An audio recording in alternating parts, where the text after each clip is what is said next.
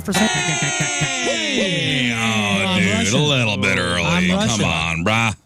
I know you're chomping at the bit, ready to get at it. I'm just so freaking excited to be here, man. Yeah, on Friday, November 1st, and we are in the studio. Oh, darn it. I thought. Live. Yeah. All right. Thank you, Scott. You're welcome. Somebody showing a bit of enthusiasm. That's what I'm here for. All sugared up, huh, from last night? That's right. Still going through all the bags of candy I got. You get a good haul? Yeah. Dressing up as a ghost worked really well. Yeah. Nice. You have a lot of people at your house? I don't know. We did the lazy thing and... Oh, you hid in the basement. I get it. Yeah, we put the bowl outside and said, have a great time. Did? You did? Dude, it was such a nice night. Oh, even I answered the door. Well, yeah, it's just been... I think normally would have, but with my wife, with her work, she's been slammed. So we've been going, and last night was one of the first times it's been like, you know what? Oh, you didn't want to be inconvenienced by the kids, this guy, and they complain about me. Amen. Like they say I'm the grouch. Hey, I made it easy for them. They didn't have to do much. They just went up, grabbed some stuff, and left. One of you Scots has to be a I grouch. answered the door with enthusiasm. Well, and he knew that you were kind of excited for this weekend, so he took over. He just took the torch. That's all. Like I had all intentions, obviously, of just leaving the candy outside. I'll be honest. And my wife said, you can't do that. Fine. I'll answer the door. And it was nice. We had, I would say, maybe 15. Oh. Maybe 15 doorbell rings, and that's it. Okay. And that's on par from the past couple years. Okay. 15, maybe even that. Maybe 15. That's wild. Plenty of candy. Kids, take more than 2 pieces. Yeah. Go ahead, fill up.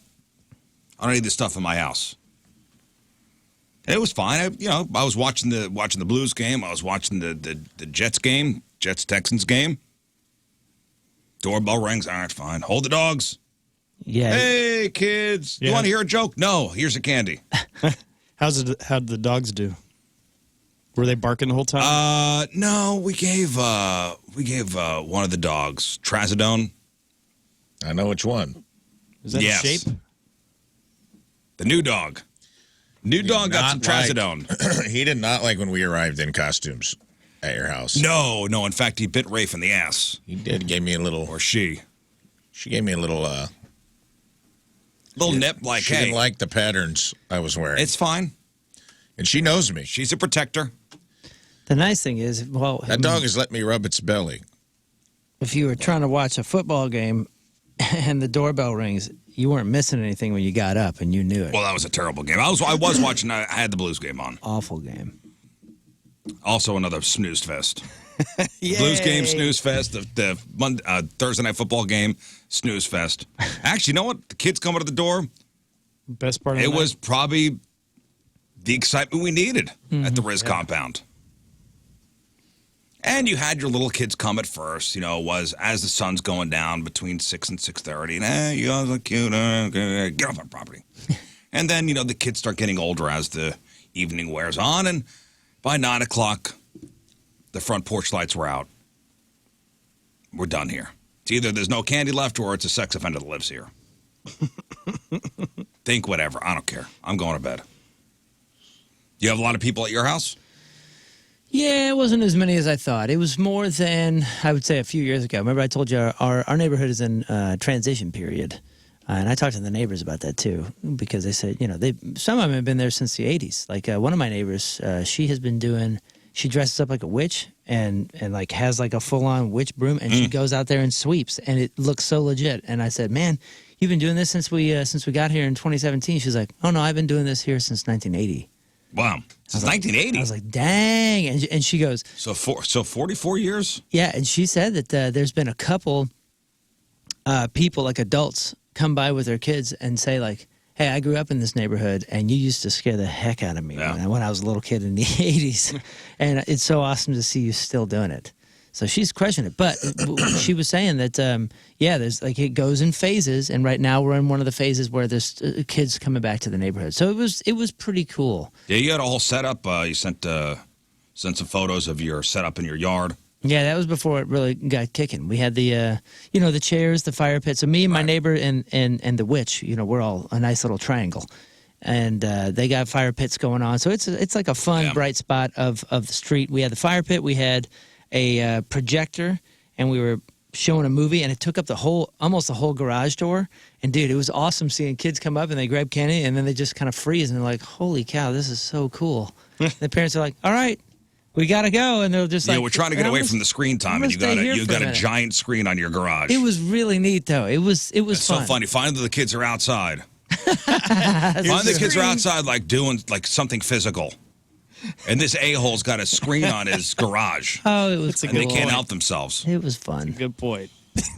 It was. Did you buy fun. too much candy? Yeah, I guess. No, I think it was just the right amount. We had about 3 inches left we have like a cauldron, and there was about, I would say, 3-inch deep chocolate. That's awesome. Left. But my kids, dude, especially the 11-year-old, so this was the first year that we let him and his buds cruise the neighborhood by themselves. And dude, it was the greatest night of their lives. I mean, they had the greatest time. And they came back, guys, I'm not kidding, maybe 10 pounds of candy each in these pillowcases that were just packed. You know how big a pillowcase is. These things were over half full. That's awesome. They were so heavy. So they crushed. Their haul was amazing. And they were going for a long time because, he had his phone, so he was showing us where he was. That dude covered some miles. Nice. Holy cow. I don't know what my kids did, honestly. The boy, he didn't have it. He wasn't in costume. He was just hanging out. Well, we had everybody over. And the grandkids and like everybody. My parents were there. It was well, that's nice. It was fun. We it's a family gathering for us. We went through one bag of candy. That was plenty. Just one? Yeah, one bag. That's it. Whoa, Yeah. dude! How things have And changed. we still got leftovers. We had one Butterfinger left. Yeah, because you left your stuff outside. And we did good. Did you put a sign that said one piece or just? I said 2 pieces because we didn't have too many people before when we were out there, so I didn't think there's gonna be all that many that came by, and I guess there wasn't. Ray, if you had a whole setup at your house. Oh, yeah. I had a bunch of kids. I did have a lot of kids. There weren't a lot of houses on my street that had lights on. Sex offender row. I get it. It must be. And I had like quite a bit of Halloween decorations up, so my house was a lighthouse. But I'll tell you this. I'm fine with it. Am I fine with it? 25 kids. I saw maybe 2 costumes. I mean, there were kids without costumes. They were just coming, begging, coming so for the it's candy. begging. Gathering candy. If there's not a costume, gathering. it's begging. It's just yeah, and I was surprised by that, and it's like, I get it, man. Maybe you don't ever know what's going on. Could be low income. I don't know what's going on. Yeah.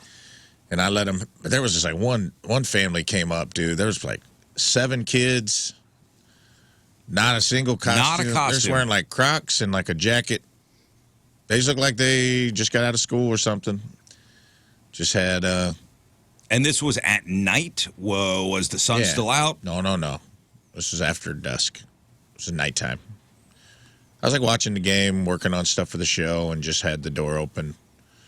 And I had some full-size candy bars like in a big bowl. And man, they even had the baby out. It was like the baby was in a diaper and had a bottle hanging out of its mouth, just like No costumes. no costume. And I'm like, all And they right. were with parents. I mean, they were getting in and out of a car, I think. Oh, and they were being driven around, so it wasn't even walking. No, they weren't walking. Oh, well, now we're just begging for candy. Yeah. That's not, Well, that's and I not was Halloween. like, they took more than one. I let them. I didn't tell them. I didn't set a limit because I was like, I don't think I'm going to have that many people. Man, they raided it. You didn't give them a limit, but at the same time, you're profiling them. As soon as they start pulling up, you go, man, you're just so greedy. Such a greedy kid. There are some kids that it was almost like the test of The Last Crusade. Like, which goblet will you pick? Well, it's funny, some kids will take like one piece, and you go, no, take a bunch. Yeah, take a few. And then the other kids that are way more aggressive, and you don't realize how many pieces of candy those little hands can put in there, can pick up. Well, there was They a will. group. There was a group, and we said the same thing. You were like, take a few, guys. Yeah, whatever. It was towards the end of the night, and they were a little bit older. And the one kid goes, really? And then he grabs in and like grabs like, you know, not a handful, but like we'll say a few with the hand. And then his friend goes and double handed. I go, Oh, no double hands. Yeah, I go, hey, You don't double hand. Don't be greedy, man. We say take a few, like, you know, give an inch, take a mile. That was. Yeah, there are some that are aggressive. That's like what happened last aggressively. night. What happened with I your had parents, like some man? fun-size Snickers and Twix, like Green Goblin mixed in with some full-size candy bars. So I was like, "You taking full size?" And you know, I was fine if somebody took a fun size on the side. And this one kid, he goes, "Hold on, I got to get some from my sister." And it was the baby with the bottle, and he's like, Yeah. 2 handfuls. And I go, "Man, that baby's hungry, dog. What's going on? Man, That's a hungry baby." Have you no shame? But at the same time, I was like, I don't. My fat ass doesn't need all that candy laying around right. the house. So I was Yeah, like, I'm I saying, wanted get it it out. Huh? Get it out of there. Yeah, Take so it it was all. fine, and I didn't run out. So all in all, I was more worried like, oh man, if I do get a bunch of kids, these kids hit me early. I got hit hard early. I got a 30-40% candy depletion off one family, and I was like, dang, I didn't buy enough candy, or I should have been handing it out. I just stuck the bowl out the door, did a trust exercise, and got burned. Well, listen, even if you needed to be stocked back up, the grocery stores are already done with Halloween. Yesterday, they were done with Halloween by the afternoon. Oh, really?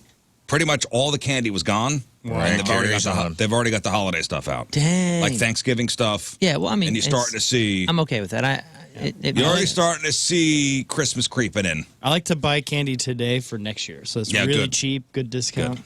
Well, listen, parents, let the sugar comas commence. Did you? Yeah.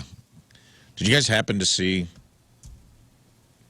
Because every year she outdoes herself. Did you see Heidi Klum's costume this year? Yeah. it's pretty amazing. Yes. She was E.T. She was E.T. and it was insane. An animatronic head, like it was like a legit. Yeah, her face was in the ET neck. head. Yeah. Yeah, Heidi Klum is known for her Halloween costumes. She is. And she's been doing it for years and years and years. Just these over-the-top, extravagant. I mean, movie quality. I've hired So the cool. best. I've hired the best costume artist in Hollywood. Yeah, we're talking about $25,000 Oh, at yeah. least. At least. She it's a outdid thing. herself this year. Part of her Remember the brand. one year she was the worm?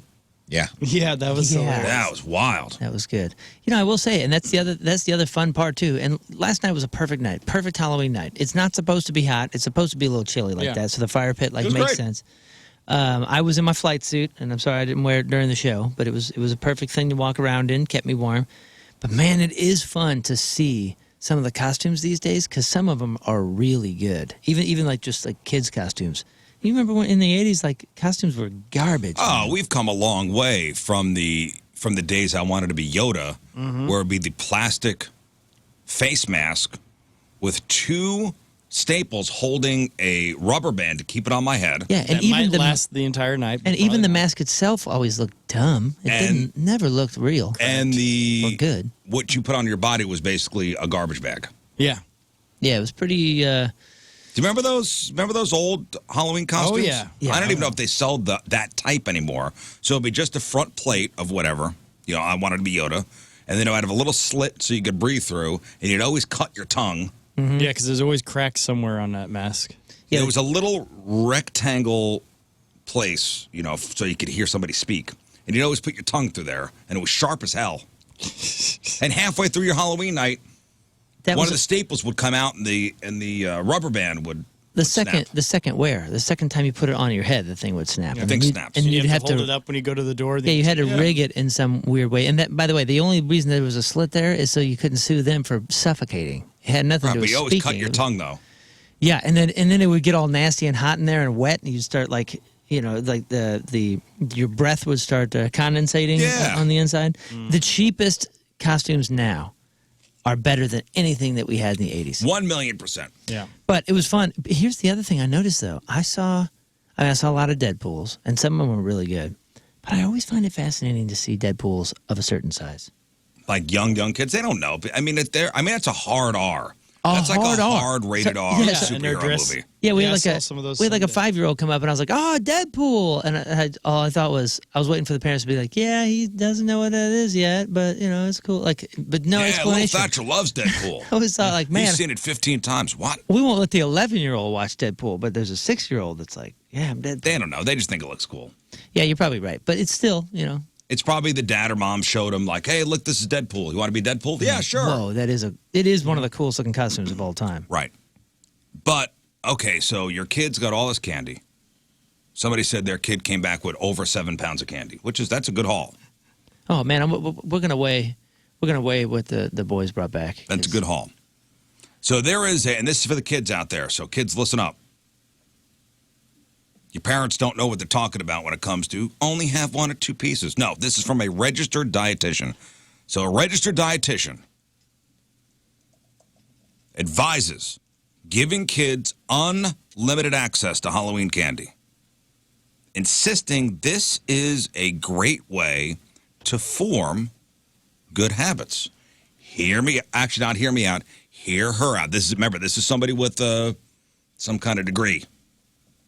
I think her reasoning is sound. Step 1, allow yourself or your kids unlimited access to their Halloween candy on Halloween night. If you or your kids are typically restricting sugar, they probably will overeat, and that is totally fine. Step 2, allow another few days of unlimited candy post-Halloween. Night 1 is an experiment, but we really need to follow through with some consistency for our kiddos to really be able to trust that the goodies are not gone forever and their body signals can be trusted. Step 3, now that we kicked the candy off its forbidden food pedestal, it can exist alongside other foods in moderation. This means my kids get to choose a piece for their lunch and or dinner. Okay, so what you're saying is, and that's a little clip of a larger monologue that she's got. So basically, if you or your kids are typically restricting sugar, they're probably going to overeat because it's the forbidden fruit. Yeah, and if you give them unlimited access, especially the first night, and they get a stomach ache, let them feel the stomach ache. That's, hey, stop jumping on the couch. All right, just let him jump on the couch. When he falls off, he's going to realize jumping on the couch is dangerous after he hits his head. I would say this is what happened last night, and it was evident because we were all awake until about 11:40. And Eating. Tummy aches? well, we weren't eating, but like, no, No, the kids. Yeah, the kids, and all their candies in their room. We didn't even talk about it. Like, you can have whatever, we don't care. Like, do your thing. But I'm being honest. Do you ever remember having a stomach ache as a kid? Because I really don't. I definitely do. I remember throwing up once. Maybe I had an iron stomach. I swear Same. I could have eaten 500 Three Musketeers. It wouldn't have touched me. Wouldn't have phased me. Never. I don't think everybody gets a stomach ache from sugar. I would now, but as a kid, I was too many Dr. Peppers per day in to be that affected by sugar, I think.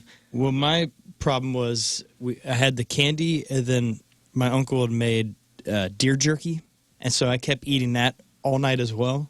Well, for some reason, those your two typical together- kid is not going to have deer jerky on top. Yeah, I think Those were maybe great. we'll go with the wild game had something Yeah, to do maybe. with your tummy ache versus. I just remember Versus that. one It too was a many rough Snickers. night. Yeah, Rough night. could have been that. Listen, I this also diet- had some clam chowder. What were you eating on Halloween? Yeah, raw oysters. What?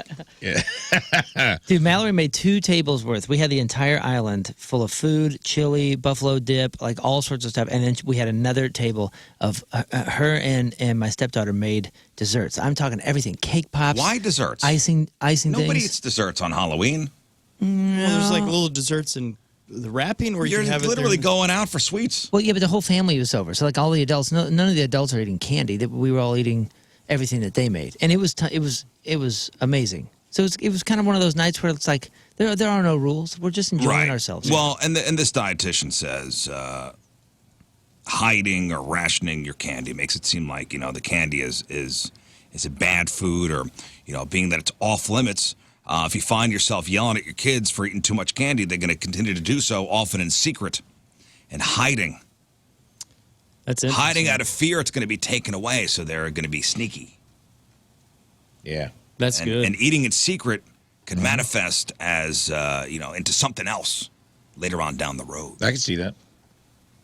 Okay. I'm just listening. A little something for the kids from your Uncle Riz. The only rule that we have, I think, is that a few days after, maybe today, maybe tomorrow, we would say, hey, wherever your candy is, we just don't want it in the rooms. That's how you get bugs. So bring it on down, and we have everybody dump their candy in a giant bucket. Yeah, and that's what we used to do too. Like you dump it in the big cauldron. In the big cauldron, yeah, and it stays in the pantry. And when you want candy, just come down and Right. eat it here and put the wrapper in the kitchen. Don't make me find wrappers in your room. Yeah, then kitchen then I trash. got mad. That's the only thing that we care about is like, just don't be sneaking this crap and stuffing wrappers into the basement couch, you know? All right, let's see how well you know your candies. Members of the Riz Show, I'm going to read you some ingredients. I'm going to read you the ingredients. Oh, in no. candy. I don't know if we're going to be good at this. I'm going to read you the ingredients in some popular Halloween candies. Okay. And you are going to tell me what you think the candy is. Okay? Everybody pay attention. Rafe? I'm listening. All right, here we go. Sugar, corn syrup, salt, sesame oil, honey, artificial flavor, food colorings, gelatin, and confectioner's glaze. What is that? Bit of Candy honey. corn. So you say bit of honey? Candy corn? Oh, God. 90% of candy. Sugar, corn syrup, salt, sesame oil, honey, artificial flavor, food colorings, gelatin, and confectioner's glaze. Gelatin. Gelatin. Oh, that's a gummy bear. Gummy bear. No, honey? There's no honey in gummy bears, right? Honey Well, and sweet. yummy. Maybe I didn't know they'd actually use that for sweetener. Come on, I need an answer. It's a I'm Chinese sticking honey with that's- mine. My first thought was the same as Moon, so I'll say Bit-O honey. Bit of honey, bit of honey. I'll take gummy bear. You take bit of honey. All right. Well, one of you is right. King Scott, yes. Candy Wait, corn. what did you? Candy That's corn. candy corn. Yeah, There's it honey in sounds candy like it. corn. Yeah. I like candy corn. Yeah. Well, that's neat. There's honey in it. All right, here we go. Milk chocolate, peanuts, sugar, dextrose, vegetable oil, hydrogenated vegetable oil, salt, citric acid, something called PGPR, and TBHQ. TCBY. Man, Can you go through this? where do we again? even The- start Milk with chocolate, this? peanuts, sugar, dextrose, vegetable oil, hydrogenated vegetable oil, salt, PGPR, TBHQ, and citric acid. It sounds just like Hershey's with almonds. Or you said peanuts. Yeah. Peanuts. It can't be M&Ms because they use shellac, No. right? Or did they stop using shellac from the beetle? I think they quit using it. They did. Yeah. Well, then I guess I'll Maybe go I'm wrong. peanut M&M Peanut M&Ms. Oh boy. because I have no better guess. Does Snickers have any of that in it? Snickers has a caramel in it. Though. Yeah, but is that a?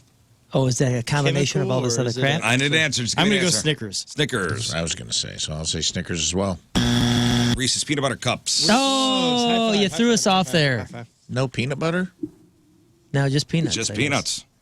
Sugar, invert sugar, corn syrup, modified cornstarch, tartaric acid, citric acid, natural and artificial flavors, yellow 6, red 40, yellow 5, and blue 1.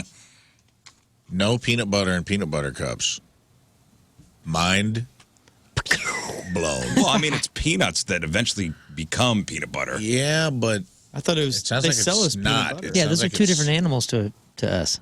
They sell the peanut butter. That's funny. Okay, they say don't do again. it. Say again. Sugar, invert sugar, corn syrup, modified cornstarch, tartaric acid, citric acid, natural and artificial flavor, yellow 6, red 40, yellow 5, and blue 1. Show me got it. Jolly Rancher. Jolly Ranchers. Starburst. Starburst. Ooh, good guess. I'm going to say Mike and Ike's. Sour Patch Kids. Oh. Tootin' darnits. And Mike and Ike's is a carnauba wax. Yeah. I'm for real. Sugar, cocoa butter, chocolate, skim milk, milk fat, lactose, soy lecithin, salt, natural and artificial flavors, real peanuts, cornstarch, palm oil, corn syrup, dextrin, carnauba wax. Carnauba wax. Peanuts and carnauba wax? Wow, this is the hardest one. What the heck? Carnauba wax Carnauba and peanuts. wax. I was because first the first half of the list just sounded like a Hershey bar, but then you throw in peanuts, real peanuts. He says. Real peanuts. It's listed. Ingredients are listed as real peanuts. Oh my gosh! Can you give us one color on the wrapper, please?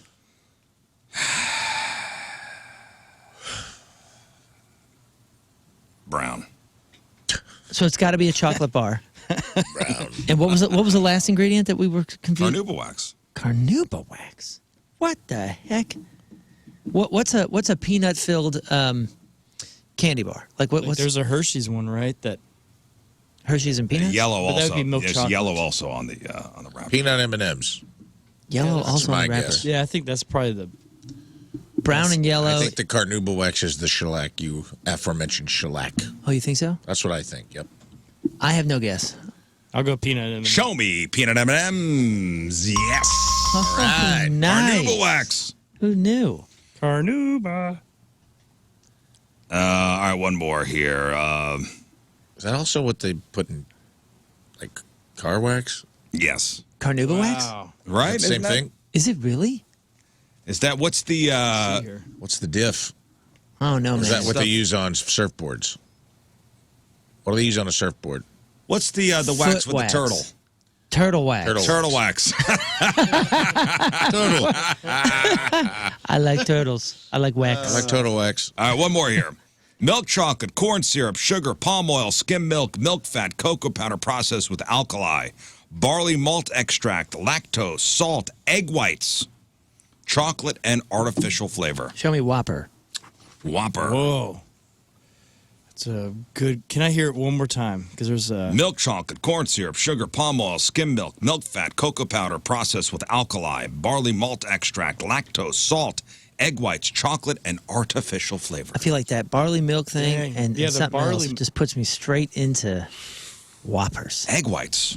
Egg whites. And egg whites. Man. Malted milk balls. It's a good guess. Yeah, that is a very good guess. Gotta I be. will say that is not malted milk balls. It Okay. is a very popular candy. It's not malted milk. It's not. You mean what? It's not Whoppers. Whoppers, no. Does it become a. Whoppers are malted milk balls, right? I thought so. Yes. But Yeah, I get them it's not confused too. Because wait, what's the? Oh, Milk Duds. Yeah. What are Milk Duds? What Same thing, are right? Milk Duds? Same thing. No way. They're like a weird chewy. Oh, you're right. Bullet. Milk Yeah, Duds yeah. are just chocolate caramel. Is that caramel? It's a weird. It's Yeah. a much thicker thing than caramel. Like barley. Lactose. Give me an answer. No, it's not milk. I'm going to go He's throwing us off. Yeah. traditional Hershey's. Hershey's. That's what I was going to say. I was actually thinking of the Hershey's Kiss variety. No. That's good. Were we on the same? One color of the wrapper, please. Trying to think what it is. Picnic. Or is this what nougat is made out of? Yeah, I wondered that. Nougat. No, because I think it Brown. brown again. Golly, Very Baby cool. Ruth is Milky out. Way. Show me Milky Way. Yeah. Oh! Yeah, I think we're talking. Milk. Duh. It's not really in the title. Oh. We're I think idiots. we're talking nougat, right? What's Milky Way is nougat? No, Three Musketeers is Three nougat. Musketeers is nougat. Okay. Which, by the way, I didn't realize was so polarizing. I mean, Three Musketeers? yeah, or just nougat in general. Man, you give me a Three Musketeers as a kid. I was just It was in like pure the heaven. fancy one. Yeah, I mean, that was one of the moments where I was like, man, I'm glad to be alive right now. This is such a good thing. But now when I eat it, dude, it's nothing but aftertaste. The texture is phenomenal, but you haven't even chewed and swallowed before you have this weird plastic aftertaste. Well, I hope you had a good Halloween. Thank you. It's November 1st. Time to move on. Halloween's in the rearview mirror. Time to put up Christmas Time decorations. to Yep. Now we're getting the Christmas creep. Here's some stories that I just had for this week. It's Friday, my Friday leftovers. This was probably one of my favorite stories of the past couple months. And now the day of reckoning is here for a lot of people. This is the Chase Bank glitch. Remember this from a couple weeks ago? Is this the ATM one where people were just getting cash that wasn't in their account? Yeah, there was a glitch in the ATMs at Chase Bank. And it wasn't all of them, but there were certain ones that were glitching out where you basically could write a check for any amount, deposit it, and without the requisite waiting period, like a normal check, waiting for it to clear, you could withdraw the money immediately. So even if I didn't have $40,000 in my bank account, I could have written a check for $40,000, put it in, and it would immediately spit out the money. And what wound up happening was, somebody figured this out, put it up on social media. Next thing you know, there are lines. There are lines to withdraw money from these machines. Now, what do you think is going to happen? Uh-huh. This is not Monopoly where it's bank error in your favor, collect $20. He gets to go to jail. The bank's going to want their money back. But I hope these people were smart and they quickly went to casino and doubled it, you know? I mean, the way they did this is some Chase machines, a lot of people to deposit a check. They wrote to themselves for an amount larger than the balance in their bank account. So it went viral. People were going online bragging. Yeah. Remember that part of it too? That always goes well. I forgot about that. That makes it easy for law enforcement.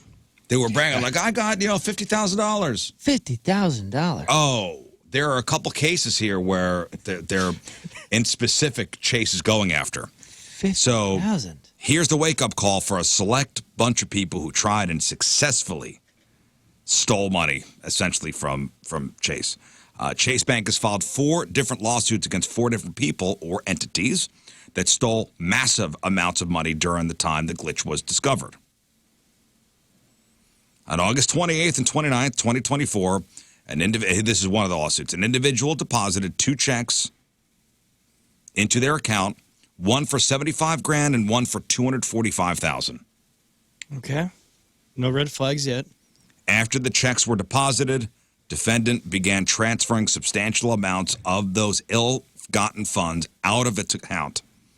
The checks were eventually returned as counterfeit, resulting in a substantial negative balance. Hey, a lot of these people that are doing big number stuff that like think that this could work or even know how to do this, they may have just held on to it and said like, well, I'm just going to hold it until they rip it from my hands, kind of thing. This is probably what this is, which sucks because now it's costing the bank more money to then get their money, and then that's going to get rolled over into something. One guy took out $91,000. Another person took out $141,000. I mean, that's so much money that somebody that knows how to do that and scam that way, you would assume probably didn't just run out and put it on the horses or something. Well, in this particular case, or in these particular cases, they didn't take the physical money. Like no ATM is going to have $141,000 in right, it. and they have limits. Right? It would just hit their account, and they would just then transfer it out. Right, that's what I'm saying. Which takes a bit of, I mean, it's not genius in any way, but I'm just saying it takes a bit of thinking. So let's presume that they're probably not just taking that straight and going right down to Lumiere and saying, $141,000 on red. They're probably holding on to it and being like, well, I'm just going to hold this in my Swiss bank account or whatever. And see what happens. Yeah, and until they fight and rip it from me. Somebody stole $290,000. These people are silly. They should have found one that's near, like, again, go back to the casino. They find one near the casino. You take $5,000 out, go try to double. If you lose it, you just go get $5 more grand. That's it. You just keep doing it till you keep hit. doing it. Yeah. Yeah. Till you beat that's the how house. you do it smart. The bank's always going to get their money. And these 4 particular people, again, $75,000, $245,000, $141,000, $90,000, $290,000. Wow. These 4 people did not think this one through, and now are facing some hefty charges from a major corporation with the backing of endless money to take down you. And can you lose your ability to be able to use a bank? Oh, you get you are not blacklisted? you are not allowed to have an account at all? I wonder if they can blacklist people. No, because what else, other than robbery, which is this, a glitch robbery, what else could they do? Well, if Chase goes, you're never allowed to have an account with us again. Yeah, I'm sure Chase will. Then you go to Bank of you America. just go to Wells Fargo. I mean, who's going to deny taking your money to make money off of you? That's not. Yeah, that's not. Yeah, so those people are in pretty big trouble. Now, there's this guy. What would you do if you're the judge here? In contrast to most convicted felons, who are able to write a letter to the judge that's going to sentence you, this guy's name is Terry Meach. He didn't plead for leniency. He's a bank robber, and he's robbed multiple banks. He did not plead for leniency before he was sentenced last week. He pleaded for more prison time. He wrote, "I like to be in prison, and please, could you consider giving me the max for the most time so I could get back to my normal life in a controlled environment?" I read this, and I was like, man, this is kind of sad.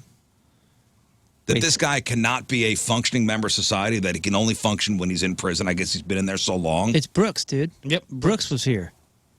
You know what I'm talking about, right? Shawshank? Yeah. Brooks, and that's one of the saddest narratives I've ever heard is when he's out and he's like, The world went and got itself in a big damn hurry.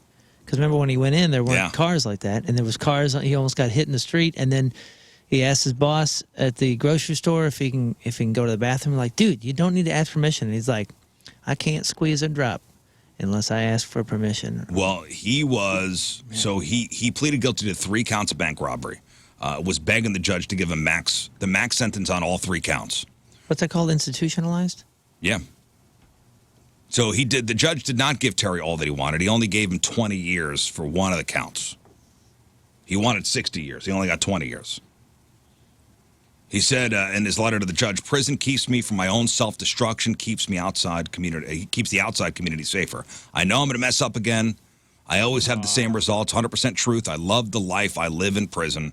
I made a family, good jobs. Please understand me. I know right from wrong, and I'm not crazy at all. I just know myself better than anyone else does. Wow, you know what? That's commendable. That's pretty amazing, too. This isn't one of those, like, I just don't know how to live out here. This guy is saying, I am trouble, and I know myself, and I will cause more trouble.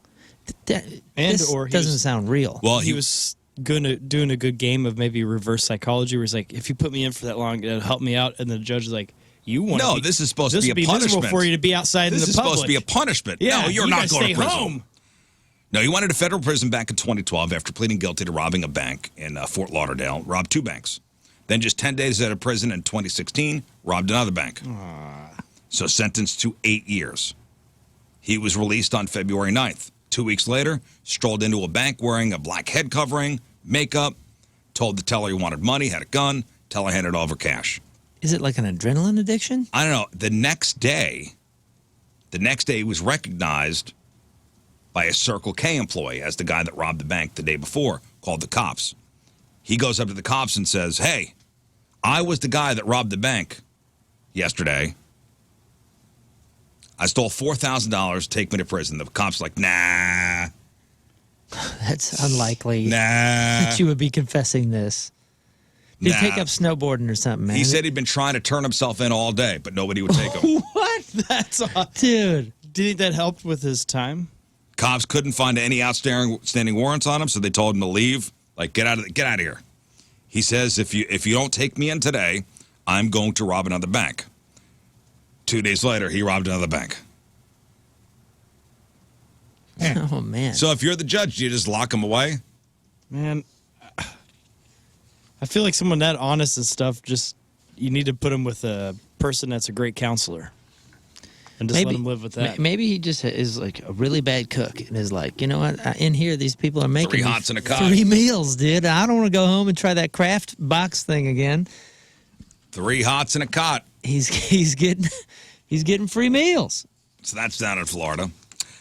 This one comes to us from Pennsylvania. There was a plumbing issue at a casino.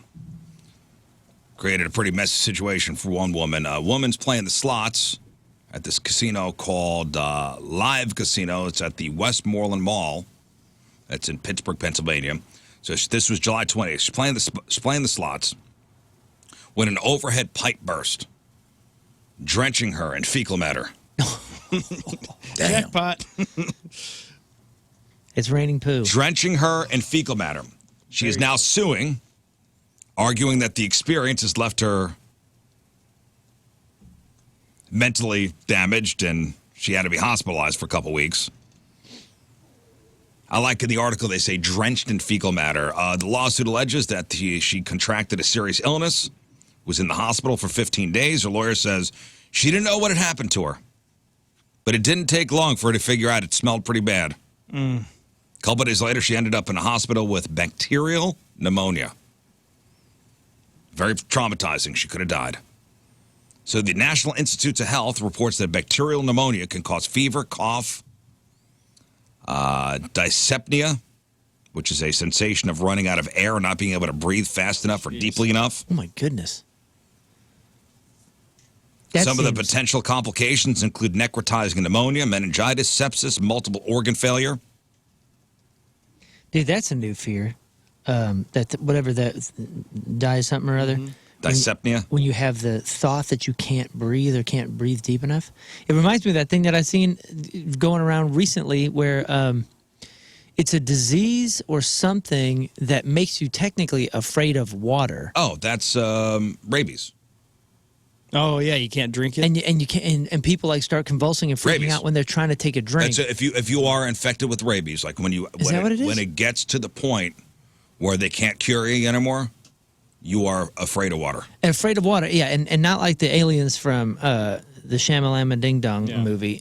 It's more. They say that they're afraid of water because when they swallow, they choke, and they do it enough times, and their brain basically sets off an alarm where they see water and they start to. I went down a rabbit hole. They can't breathe on YouTube of watching videos of people who are infected with rabies, and it's the saddest thing. Is that why it's popping up on my dude? Whatever it happened, whatever I don't know, man. whatever reason. There was like 4 cases where I just kept seeing videos of that, and I was like, "Good They God!" try to give them water. They're scared of it. It's one of the symptoms. And can't drink it. Yeah. So this woman, so she's drenched. She's playing the slots at the casino. Overhead pipe bursts, drenched in feces. How much should she get? Crap ton. $1 million? $1 million cover it? $1 million? $2 mil? Crap load. Tax free? Yeah, listen, lawsuit. She's only looking for $30,000. And if I were the casino, I'd go, yep. Yeah, here you go. Yeah, Here you go. I thought she, like, in her mind, this should have been the jackpot. Like, Nope. It's the same thing as winning on the slot machine. You just won. Nope, $30,000. She almost 30 grand. Just that's it. And the lawyer fees. And the lawyer And fees. do you take it in chips? Will you take it in chips? Yeah, If I were the casino, I'd be like, here, $30,000. That's it. We'll give you Fine. free room, too, one night. Would you guys take some sewage dripping on you for a while? For $30,000? For $1 million. Well, am I guaranteed?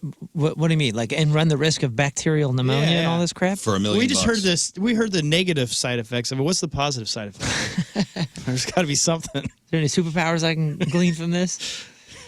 For 30 grand, will I take sewage leaking on me? $30,000 seems. And hey, don't 30 forget, grand's one thing. I know this seems strange, and maybe sewage is sewage, but casino sewage. You know, people have been given there's buffets there, free drinks, and it's buffet food, and there's a lot of overnight stuff. Who knows how long that's sitting in those pipes? Casino sewage is a different game. And if it's Monday, all that old seafood. $1 million. $1 million. You take a meal? Yeah, probably.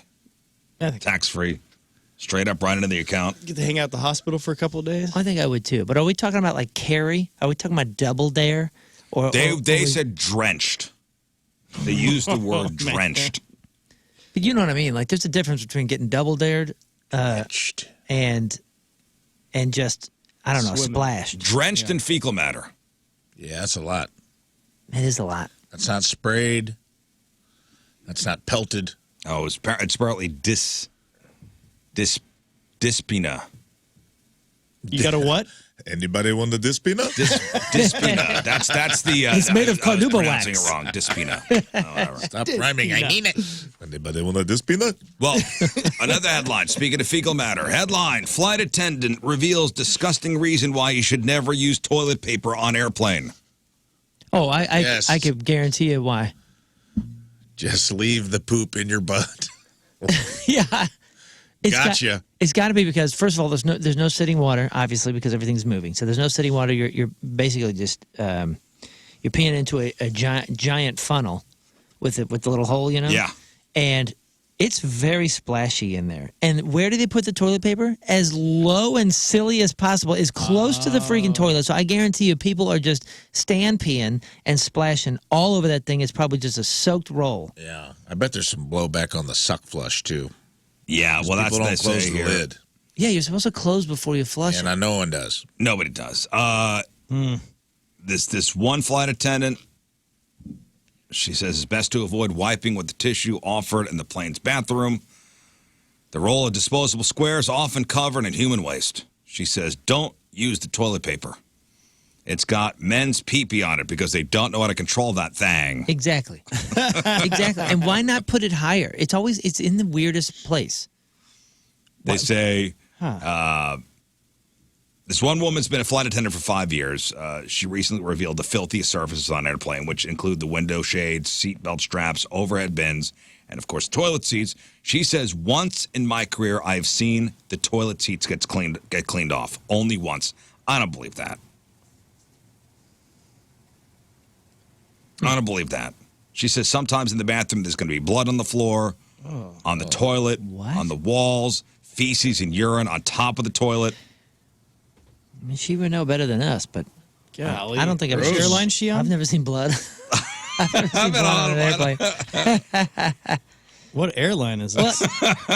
that's not true. I saw one We all person know it's get a Spirit. nosebleed. No, but think about it. You're trying to aim on a plane. It's not that tough. You have Are to you do pissing this. blood? What's going No, on? no. I mean, I'm just talking about the pee-pee. Oh, moving yeah. around. You got to do Yeah, this. you do the you put lean one and- arm up, and you And close you lean forward. and you close a hand. like the no, bus. you don't lean forward because then you can slide because that's at an angle. I'll lean forward. No, you lean both your feet. You spread Yeah. your feet like this, and you grip the walls with the edges of your feet, and then you put the one Sometimes arm the up handle, here. too. There's sometimes the handicap handle. Do not take your stanky-ass shoes off. Yeah. Thank you. If you do, you better not walk into the bathroom in your bare socks or on your bare little piggy toes. She says there's pee-pee on the ground everywhere. Leave your Everywhere. shoes on, And you can sickos. see it. You can see it. No one would go in there barefoot. That's the dumbest. You're dumb. She's also reminding people to don't use the flight attendant galley as your own personal yoga stretching studio. They do, though. Well, where am I supposed to do that? Yeah. If it's an international flight, you literally just showed me a video about deep vein thrombosis. What am I supposed to do? Uh-oh, we hit a nerve. Do you do Are you doing on yoga in the planes, galley? too? No, Are you a but yoga on a plane guy? no, but Stretch. at this age, Are you devil advocating? I'm devil advocating just because Okay. I've seen people do that and like I understand it, and especially like older folks, man. Like that, you do a 14-hour flight, 18-hour flight, you got to get up and move a little bit. Yeah, but there are people that do it within 4 minutes of takeoff. Okay, That's right. I haven't seen that in a while. Yeah, down dog. Yeah. Yeah, you'll be fine. You're just going to Cleveland. Yeah, well, I mean, on those You're going from St. Louis to Cleveland. You'll be all right. on those overseas flights, you're usually on something pretty big, and there's some room. That makes sense. Now, speaking of shoes, there are a few subtle differences between working from home and you going to the office, right? The big one is to go to the office, you need to get dressed. But also, can you kick off your shoes at work? There's a debate on social media whether it's cool to take your shoes off and walk around in your socks at the office. I don't know, man. I think it depends on your office. No, you should not do this. It does. We're trying to maintain a professional atmosphere here. We used to work with people that would walk around barefoot. Certain air personalities, and they're disgusting. Yeah. Some people have noticed it happening more after the pandemic as part of several ways people are still acting like they were at home. Naturally, most of the comments were for people who are for it, against it. For it. Against it. Okay. Just like how people react when there are debates about taking your shoes off during a flight or in a ride share. But some people wondered what the big deal is. One person's like, I change my socks daily. And they get washed between wears. What? Duh. What do you mean wash between wears? Who takes the sock off and puts it back on? They're saying it's cleaner for them to walk around in their socks because nobody cleans off their shoe soles. You walk around outside, bringing the outside inside. Yes, and that is the agreed upon. That's the agreement here in society. Is we wear our shoes, and yes, they do track the outside crap inside, and that's why we all are wearing shoes. That's how it goes. We'll compromise. If you're at your desk and your feet are under your desk, fine. Honestly, I don't care because it's your feet that are going to get the weird infections. It's your socks that you're going to have to replace far more because of the wear and the nasty and the dirts and the whatever. And it's your toes that you're putting at risk for the all evil toe stub. You're the silly one. It means it has nothing to do with me. You keep your freedom. Rafe, is it That's okay silly. to walk around in your socks at the office? I'm going to give a hard no on that. Hard no. As long as I can't smell it. Wow. I think you're crazy and you should. We be need to allowed be maintain a crazy. professional atmosphere around here. There has to be a layer of something that your foot sweat, bacteria, and odor cannot permeate between your foot and the floor. I think that is a good rule. And the sock don't do that. You can if Air you got does. sweaty feet, you're walking around with socks, your little sweaty foot sweat's getting on the carpet, getting on everybody else. No, thank you. Imagine Budweiser coming in here. You got our fine Hubbard sales folks ready to close the big deal. Yeah. And they're meeting in a conference room, and the Budweiser execs are in the conference room. And you got the Hubbard salespeople walking in with socks on. Get out of here. That deal's not getting signed. Yeah. I don't know. What's next? What if Budweiser came in their socks and everybody's... Well, they are actually, the Budweiser now is a Brazilian company, InBev, and they do. That Belgian. culture's got real weird. Belgian, I believe. Belgian. Are they Belgian? Yeah. They were Brazilian I think you may be when right. they first came in because they were doing Brazilian? They were encouraging. They were walking around barefoot and doing like drum circle music and stuff in the lunchroom. And all these engineers at Budweiser, when they first got bought out, are like, What's going on here? going on around here? Okay, so Wow, it is. InBev is Belgian. Ambev was Brazilian, but that was in 2004. So they merged. Right, yeah, when the first deal, bought- when the right, buyout right, first. yeah. The buyout first. Anyway, So everybody's right. listen, put your But I'm shoes on. saying they had that culture at Anheuser, and they did not like it. No way. Everybody's learning, what, capoeira? Is that what they do? Yeah. That's the Banana way. That's the Banana dance way, sell karate, some like beer. with the flips and stuff. Yeah, dude. Yeah. Put your shoes on. This is a place of business, okay? It just shouldn't even be a question. In fact, go to your boss and ask. You're going to be fired. Can we take our shoes off? No, you can't. Yes, it's that time of year again. Daylight saving time ends early Sunday morning when 2 a.m. becomes 1 a.m. So, yes, we're falling back on Sunday. Who's looking forward to it? Oh, me. Are you? Yeah, man. I'm really tired. It was a late night last night, so yeah, I'm really looking forward to it. So the extra hour of sleep? Well, in a new poll, 28% of people say they're not looking forward to it, even though we're all gaining an hour. I'm of the 41%. I don't really care. I mean, Moon's in the 23% of people that are really looking forward to it, which goes to show some people like the darker evenings of fall and winter. oh, that's what people are thinking about. Okay, yeah. No, I'm not thinking past the extra hour of sleep. Do I want the dark earlier? No, I think it sucks. It sucks for the kids, especially because like we're doing a lot of outside stuff. We're throwing the football a lot, and it's gonna suck to have to go inside sooner. But for us, to get up super early for that short while before the solstice, like we get a little bit more daylight in the early hours, and I kind of appreciate that. It's not bad. Still, 63% of people say they'd like to see the clock changing twice a year abolished, and only 17% say they like it and would not be in favor of a change. 20% of people don't care, and they're probably sick of debating it. And a lot of us are like, hey, federal government, let's decide on a plan and have everybody do the same thing, even if it's, let's just figure this out. Wasn't that proposed? Wouldn't They that do it every year. They always promise, like, I think this is the year we're going to finally take care of. No, it. but I think there was some sort of proposal, actually something that was put. I thought they were debating it. The 35% of people think individual states should be able to choose what they want to do, whether it's changing the clocks, not changing the clocks, and if not, which time they could lock into, daylight saving or standard time, which I'm against that. Yeah, can we not do that? That's so obnoxious. There's a few times, there's a few places in Arizona that they don't observe that. So a lot of times when I'm calling home, I'm like, oh yeah, it's such and such time there, and they're like, no, it's not. I'm like, oh yeah. I mean, can you imagine every state doing something different? Yeah, it's so stupid. Can you imagine every state voting to do something different? Talk about confusing. And why stop there? Let just every city pick their preferred time, or screw it, let every person choose whatever they want their time to be. Tulsa time. Yeah. That's Don Williams reference. Yes. Tulsa time? You got to do one a week. No one knows but us.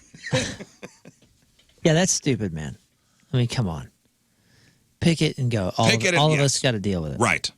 Is it Arizona or is it Phoenix? It's Arizona and Hawaii. And, Arizona and Hawaii don't change. All of Parts the state of Indiana Arizona that don't. I think Parts of Festus. Arizona. Festus, maybe. I believe there's parts of Indiana too. 'Cause Really? I've been caught in this vortex. Yeah, and it's absurd. And Indiana's already split. So there's parts of Indiana, it splits a time zone. Right, Central Time Zone at Eastern. And then there's certain parts of Indiana that don't ever change. Yeah, somebody in their socks in their office is going to miss a meeting. Right, we don't want that. And finally, it officially is November, so we've got only 2 months left in 2024, which is crazy to think about. So here are some things to look forward to in the month of November. Daylight saving time ends Sunday. We gain an hour of sleep Saturday night. Don't waste it. Election day, Tuesday. We may not know who wins on election night, but we should at least be done with the campaigning and commercials. In sports, new NBA season is just getting started. The MLS, the soccer playoffs are underway. NASCAR Cup Series Championship goes down November 10th. And the boxing match between Jake Paul and Mike Tyson will stream on Netflix on November 15th. Does anybody care about this anymore? You were going to have a party. I know. I've canceled it. You don't even want to. Man. It's free on Netflix now. I know, but you know what? I was excited. It was going to be it was a summertime thing. Remember, I was going to get the hot dog cart. We're going to be outside. Yeah, that's right. I was going to show it on the big screen. Yeah. Now it's like, okay, I'll watch it. But I'm just not that excited. It's going to be free on Netflix? It's on Netflix. Yeah, now I'm Live, excited huh? to not go anywhere. Live on Netflix. I just read something about ticket prices are not like if you want to sit ringside, it's going to be $50,000. Fine. But it's not like going to a Super Bowl or a World Series event or a Taylor Swift concert where tickets are insane just to get in. You can find tickets right now for $30. What? Oh, good. Where is Take it? second It's in row. Arlington. I think it's where the Cowboys play. Whoa. I didn't realize Which is a it was big place. stadium. Yeah. Which is a big place. But the Tyson Paul fight happens on November 15th, and then once Tyson pulled out because he was sick, I don't know, it lost a shine a little bit to me. Yeah, me too. But still, I kind of forgot I'm still about going to it. watch. Hey, come November 13th, I may have a totally different attitude towards it. Yeah. The big movies hitting theaters this month: Gladiator 2 and Wicked on November 22nd, Moana 2 on the 27th. On TV, Yellowstone back for part 2 of their 5th season. The new comedy series St. Dennis Medical premieres on NBC on the 12th.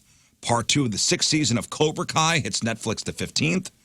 Dune Prophecy premieres on HBO and Max on the 17th. And the CMA Awards will air live on ABC on November 20th. And then you get the holidays. The big ones: Veterans Day the 11th, Thanksgiving the 28th. Sunday is National Sandwich Day. This Sunday. This Sunday is National Sandwich Day. All right. We get an extra hour to eat them. National Happy Hour Day is the 12th. The 13th is World Kindness Day, and Black Friday is on the 29th. Very cool. Now, as far Great as month. National Sandwich Day, since we are a sandwich city, Oh, yeah. St. Louis is known as a sandwich city. Now, Subway, Popeyes, and a bunch of other places have deals. Now, a poll looked at the most popular sandwiches in America. Can you guess what the #1 most popular sandwich in America is? Like a brand or just the way we make it? Just the Grilled cheese. I'm having a blank. The ingredients. I'm going to say ham and cheese sandwich. Okay, so that's ham not sandwich. Grilled Seems cheese. like we got a lot of cheese. hillbillies. PB&J. Oh, yeah, I duh. think that's it. Oh, I feel like I'm going to be upset, but I want to say PB&J. PB&J good one. is the 7th most popular sandwich. That's good news. Ham sandwich, the 4th most popular sandwich. ooh. And #1, Club. the grilled cheese sandwich. Yeah, baby. Wow. Grilled cheese is America's favorite sandwich, Thank you. Thank you very much. followed by the chicken sandwich, and that includes fried chicken sandwiches, your Chick-fil-A's and your whatnots, your Right. Popeye's chicken sandwiches. Then you get your turkey sandwich. Nice. So far, I'm loving this. Your tuna sandwich, #5, gross. Ouch. Aw. Your egg sandwich. Heck which yeah. You can only get those at truck stops. That's Probably nice. your breakfast egg sandwich, or maybe your egg salad sandwich. PB&J 7, your meatball subs 8. That's a common one? Really? Meatball sub, yeah, Nobody the 8th gets most that. popular Cop out, sandwich. dude. I mean, What are they missing? I'm sorry? What are they missing on here? A head of meatballs? Oh, like probably, so we'll say like BLT. I think a BLT should be higher. Uh, I think you're just Italian combo. Yeah, I was just say that's the most common. It's You at every didn't- grocery store, every gas station, everywhere. ham and Swiss, you said a 7? Ham and just a ham sandwich, #4. Number 4, okay. Oh, I was. I would say I just a roast beef and au jus. like a roast beef and Yeah, dip. Roast beef sandwich, Or okay. a French dip, shall we say? I think a French dip should be well ahead of Freedom dip, please. of that other one. The average American eats 6 sandwiches a week. Hell yeah. 6 sandwiches a week. That's over 300 sandwiches a year. I don't sandwich on Shabbos. Sandwiches make up around 30% of the average person's diet. I mean, Oh boy, it's an easy That's meal. wild. Dude, what's the one? What's the one with pickles and The Cuban? Cuban? Dude, Cuban bee. I love those. I have been having some Cuban bees recently. Like anytime I go to a place and they kind of highlight a Cuban, I don't know what's drawn me to that because that's never been my thing. Here we go. Here's your Cuban sandwich. It is your ham, Swiss. It is your pork. Then you got your pickle, and then you have your yellow mustard. Mm-hmm. And it's pressed. It's pressed. And don't be sneaking any pickles. Dijon on that, especially without telling people. It's specifically a yellow, Okay, good. like your French's yellow mustard. I forget where I was, but wherever I was, it kind of jumped off the page, and I was like, yeah, I guess I'll try this. Hell yeah, And again, man. I've never been a Cuban guy, but dude, those sandwiches are So good. phenomenal. Dude, Holy I crud. shouldn't have looked. They look way too good. So how was a Cuban? What did you say was number 7 or number 8 that I 8 was objected meatball to? sub. Meatball sub. Ha! Get out of here! Like that. New Yorkers eat. That's just a repurposing of like ingredients. And I like a meatball How sub. about a Reuben? Reuben's good.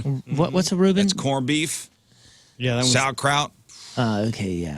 and Swiss. I respect no, it. Rafe? it's me doing the Drake bean. Yeah, I respect No? it, but no, thank you. On rye. I love a good Man, I Reuben. love it. Sauerkraut, I'm out. Yeah, me too. And rye's the only thing that makes it Cabbage. respectable, and I respect you. Swiss, sauerkraut. Sauerkraut's good for the gut biome, by the way. Well, Sauerkraut. Listen, when I'm eating sandwiches, I'm not looking for any health. Health benefits. Come on. Yeah. Get out of here. It might not. Yeah, it's excuse me, is this 6-foot party sub biome friendly? yeah, what is yeah. what is this? What is sauerkraut again? Is it cabbage dripped in fermented vinegar or cabbage. some crap? It's fermented cabbage. Cabbage, and it is. It's good. I love cabbage. It's delicious. I love sauerkraut. On a hot dog, or Reuben, Or by itself. How did like a hamburger not make? it didn't. It's like a cheeseburger. 46% of people said they could only eat if they. 46% said they could eat only sandwiches for the rest of their life. It would not be a big deal.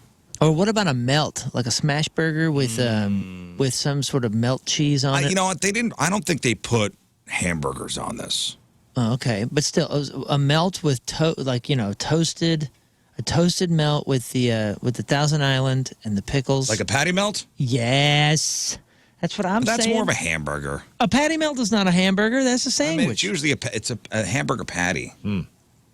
But you can't declassify it as a sandwich. I mean, Why do we like sandwiches so much? Easy to customize, different ingredients. They don't require much cooking.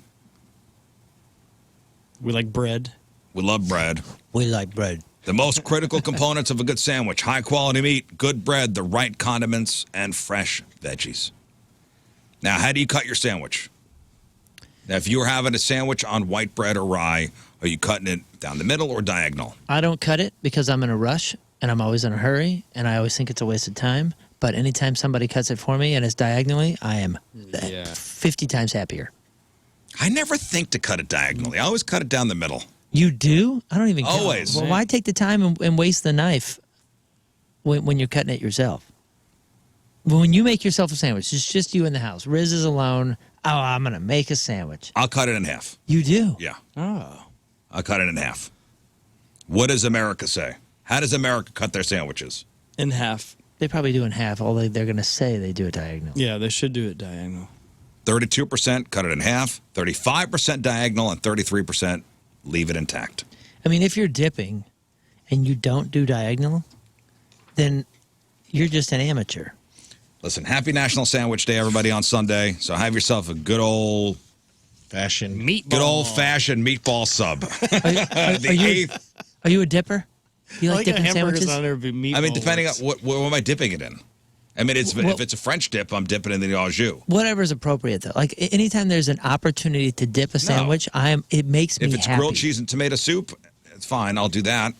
But I'm not dipping just to dip. Like French dip, you don't do that. No, I will. If it's a French dip sandwich, yes. But like a bread coat, like it doesn't matter what I'm getting. If I'm in the mood for a sandwich, I have to get the You Pick 2 so I can dip it in some sort of soup. No. Oh, good. I don't know why. I just like the wet bread, man. do Give me it. some wet bread, I'll baby. do it. Oh, Lord. I'll do it. All right, now this. All right, that's brought to us by Hot Shot Sports Bar and Grill. Score $1 Hot Shots Tacos, and the Blues score 5 or more goals this year. Get in the game at hotshotsnet.com/blues. From Waterloo, Illinois, Angela Borsick is Angela. Riz, member of the day. Angela. A loyal Riz evangelist, has been following the show for many years, answered many Eagle calls. One of her favorite memories was meeting Jeff Burton. Loves the spontaneity of each show and how you never know what's coming. The games are always hilarious. Laughter always gets her through the day. Angela appreciates how the show stays on top of local current news and day-to-day topics and how it always stays relatable to the times. Well, thank you, Angela. Angela Borsick from Waterloo is our team. Thank you, Riz Angela. member of the day. Get super sweet Team Riz member of the day soccer jersey. Get yourself signed up 1057thepoint.com/Team Riz. All right, we'll take our first break in the morning. We'll come back. We'll crown the official Craigslist Freak of the Week. We'll find out which ad. We'll move on to the semifinals in the Craigslist Freak of the Year competition. Getting real. Also, I will let you know what song you're listening for, not just today, but all weekend, for your chance to win $1,000 and your chance to co-host the morning show. And then we'll get a crap on celebrities. The program phone number 314-624-3833 or 618-398-3833. The Mick Ultra Studio Cams. 1057thepoint.com/Riz. The socials at RIZZ Show. Your emails, RizShow at 1057thepoint.com. Friday Fail Stories on the way. Rafe's E Memoriam. We'll give away some prizes. We'll play what today, Rafe? Bad movie description. Bad movie today, I descriptions. believe, sir. Excellent. Also, in a couple minutes, we'll let you know which ad is moving on to the Craigslist Freak of the Year semifinals. But first, I want to shout out the 4 different companies that have so generously donated to Cardinal Glennon Children's Hospital. And they're sponsoring our heads this week. Moon? Case and Bucks. We love the food from Case and Bucks down in Barnhart, where families and sports enthusiasts come together for great food, entertainment, and experiences. Visit their website at caseandbucksbarnhart.com. That's caseandbucksbarnhart.com. King Scott. Alpha Pet, spelled ALFA, has been in cat care business for more than 30 years, and they've patented the flat bottom liner and the flat bottom sitting liner for your cat litter needs, and they have odor and moisture absorbing crystals for the litter box too. All right, thank you, Alpha Pets. Rafe. Victory Men's Health, empowering you to live optimized and in memory and support of our friend Jeff Burton. Visit victorymenshealth.com. And my head sponsored by Ella and Ollie Popcorn, St. Louis locally grown popcorn. My favorite, I mean, by far. For your home popcorn experience, providing the highest quality popcorn varieties, unique seasonings, oils, and poppers, visit their website at EllaOlliePopcorn.com, EllaOlliePopcorn.com, and all these companies have made very generous donations to Cardinal Glennon Children's Hospital. And I am happy to let you guys know. So we've had a bunch of different things for Cardinal Glennon in October. So it's November 1st. So it's time to give you the total. How did we do? How did you guys do? We had the weirdo stickers over at Together Credit Union. So you guys went en masse to Together and got those weirdo stickers, plucked down $1, got those stickers. We had the Riz Show billboard on tour, where you guys generously donated to sign the billboard, which is courtesy of More Choice Jewelry. We had the Corey Feldman Movie Fest Spectacular over at the High Point Theater. Yeah. We had the Hats of the Week.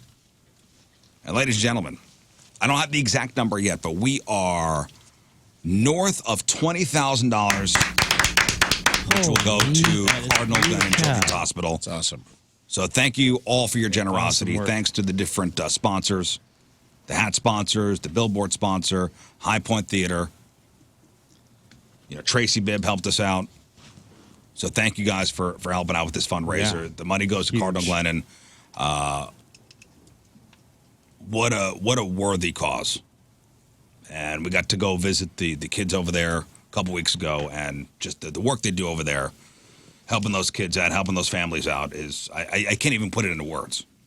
But thank you guys for your generosity. Just north of $20,000 will be going to Cardinal Glennon. Crazy. On a little bit of a selfish front, we're doing this Face the Music promotion, where every week one of us will get to pick a band for each day. And whenever you hear a song from that band, from 6 a.m. to midnight, you guys will open up your 105.7 The Point mobile app. You'll see our face. You tap our face. You have a chance to win $1,000 and your chance to co-host one of our morning shows. Today's band you're listening for is Alice in Chains. So this is a Riz pick, my final Riz pick for my week. Alice in Chains. And this is a bonus. It's going to go throughout the weekend. So listen for Alice in Chains, 6 a.m. to midnight, today, tomorrow, and Sunday. When you hear an Alice in Chains song, open up the Point mobile app, tap my face, chance to win that $1,000, your chance to co-host the morning show. Next week is Learns Week. So today and the weekend, Alice in Chains, 6 a.m. to midnight. So make sure you're listening intently. With all that being said, it's time to officially crown the Craigslist Freak of the Week and find out which ad will be moving on to the Freak of the Year semifinals. And may I say, at least in my memory of doing this for 11 years, this is the closest vote we have ever had. Yes.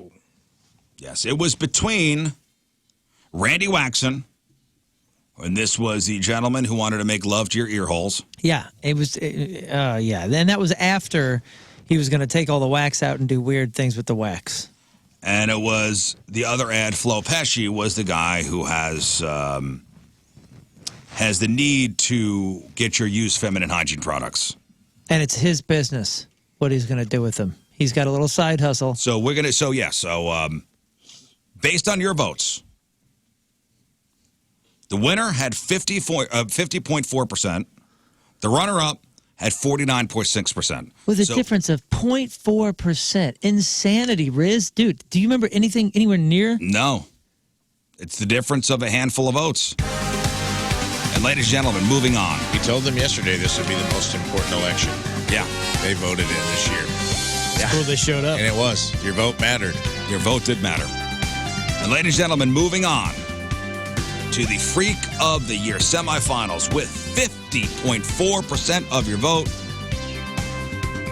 It was Flo Pesci. Wow. Whoa. One woman's trash is another man's gold. Man for woman, 35 years old, Calgary, Alberta. First-time poster here. I'm not sure if this is too, quote, out there or not. I'm a newly single guy in the market for an open-minded woman. I am the only guy in a family of all sisters. Am I a monster for being super horny when I see feminine hygiene products in the little garbage can by the bathroom sink? This fad of mine started as a kid after being super curious one day. When I unfolded that wrapper and saw what that tampon looked like, my life changed.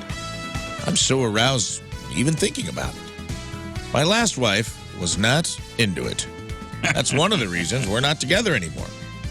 Even if I don't find a lady on here who will accept me for me, maybe you're willing to sell me your used pads and tampons. You're going to throw them out anyway. Why not make a couple extra dollars? A side hustle, if you will. I'm almost 2 years single now, and I miss my monthly gifts. I'm a subscriber to your menstruation. What I do with it when you throw it out is my business. I can offer a $25 Visa gift card every monthly exchange. I am up to negotiate. Sorry, it can't be more, but I'm working 2 jobs at the moment. It's hard to make ends meet. Alimony and child support are a bitch. Thank you for your time. Roger. All right, there you go. Flo Pesci moving on to the Craigslist Freak of the Year semifinals. Flo, Roger Pesci. And thank you for your votes, and every vote did count today. Yeah, so Flo Pesci will now take on the winner between Robert Plant and Gene Even Wilder. That will happen in just a few weeks. That is on the west side. Remember, there's a west versus east. West side, east side. Next week, who is who? Next week is, we go back to the east side. The very last quarterfinal of the east side is between Crawley Shore and Catherine Zeta-Jones. Wow. All right. Next week, stay tuned. We'll see what ad is moving on to the Craigslist Freak of the Year semifinals. Now, this is mostly just about when you were born, but what decade would you say you're most nostalgic for right now? If you could just transport back to a decade, where would you go? Would you go to the 2000s, like the 2000 to 2010s? Would you go to the 90s? Would you go to the 80s? Can you fill in some blanks here on details? Am I me now? Am I me then? Am I just basically You're you now. Am I repeating what I did before? You're you now. Okay. Just say just the culture. Yeah, you'll get to experience the cultural elements of whatever. You know, you now transported back to whatever decade. That's interesting. Yeah. I'm going to... not really sure, because when I experienced the 90s, it was pretty tight, but I was a teenager. Mm-hmm. So me now in the 90s might be like, this sucks. Yeah. But I don't think so. I think I'm picking the 90s, although the 2000s... The question that asked was, what decade are you most nostalgic for? I'm just making up that part of transporting yourself. Okay. Oh, if you say nostalgia for, then it's going to be the 90s for me, just because that's when I came into everything. My music taste, just taste in everything. I'll say 90s, hands down. Yeah, if that's the case, then yeah. Because if it was the other way, I'd go early 2000s, because it was, you're out of college, you're finally able to do whatever you want, travel the world, the whole thing. But I think 90s. Yeah, but my scenario was transporting you back now. Man, the 80s were rad too, though. Yeah, the 80s were incredible. Actually, I'm going 80s. Going 80s because all the cartoons were so cool. Rafe? Yeah, the only caveat question I would have is, if I choose the 80s, do I get to look like me now or look like guys in their 40s looked in the 80s? Yeah. Well, Those guys in their 40s and 80s looked like they were 65 years old. You'd have to blend good in. Call. You can't be just sticking out like a sore thumb, dressing like it was 2024. I'll dress, but do I have to look? There was something about the 80s, man. High schoolers look like they were 30. If you ever look at those 80s high school pictures. And to tell you what, it would if you had the mind of a 2024 person going back to the 90s, it would kind of suck, because you know what the future holds. Yeah. And the modern amenities that we have now are not available then. Mm-hmm. So it would kind of suck. Like, imagine playing a video game in the 90s and knowing what's on the horizon. Oh, you have to wait for Grand Theft Auto and all these. You'd be just walking around going, you just wait about everything. So you almost have to go back far enough where it just didn't exist. You don't want to be at the rudimentary beginnings of the internet. With dial-up. Yeah, you're just pissed off. Everyone's like, this is awesome. You've heard of Napster? And you're like, get out of my face. It sucks. You think that sucks. The detachment of the 80s would just be even better? At least you get to unplug and you're on even ground. Yeah. And work hours are actually work hours. Nobody has to stress out about an email at 7:30 tonight. Yeah, and it's you're in the middle of hairband, Reaganomics. Life's crazy. Every You go in the 80s? Or the Soviet War. I think the 80s would be a fun time to start over, because then it's like you get the 80s and the 90s, then you're in your 60s, you hit the aughts. The internet's back. I don't know, man. The 70s seem pretty wild, too. 70s would be awesome. Yeah, 70s seem pretty wild. So would the 60s. Imagine being around for the rock and roll. Being around when everyone's discovering the Beatles. Post-Vietnam 70s seemed like a pretty wild time. Yeah. You guys are kind of forgetting about the 40s. I mean, it seemed like a great time. Well, there was a poll that asked people, what decade are you most nostalgic for right now? And the 90s have now surpassed the 80s, because this question was asked a couple of years ago, and it was the 80s, and now it's the 90s. The 90s are the most nostalgic decade for Americans. Yeah. Then the 80s, then the early 2000s, the 70s, and the 60s. 60s would have been cool, too. Now, the top 90 things we're nostalgic for, number one, by far, was the music. And then movies and TV shows, video games, fashion. And then a tie between 90s sports and toys. Now, if it takes 25 to 30 years for a decade to hit the top of this list. That means we'll all be nostalgic for ChatGPT and Brat Summer starting around 2050. Yeah. So just to put that in perspective. All right. All right, today is November the 1st. Back in the day, 512 years ago in 1512, Michelangelo's masterpiece, the ceiling of the Sistine Chapel, was finally unveiled after 4 years of working on his back. All that popcorn. He said, "It's a done." Looky up there. I can't do this anymore. I did that up there. Do you see a painting on the wall? No? You think I've been just sleeping? Guess what? Look up. Because the guy commissioned Oh, you got me, Michelangelo. Yeah. the guy commissioned like, Mike, it's been 4 years. There's buddy. nothing on the walls. Oh, yeah. He didn't say the walls. He said the Mike making me a painting. Looky uppy. Mike, it's been 4 Okay. years. Yeah, I guess it's cool. Like, imagine the guy being disappointed. It's finished. 224 years ago in 1800, our second president, John Adams, became the first president to move into the White House. 130 years ago, 1894, Billboard Advertising magazine was first published. It only cost 10 cents. The weekly magazine is now simply known as Billboard, which you've all probably heard of.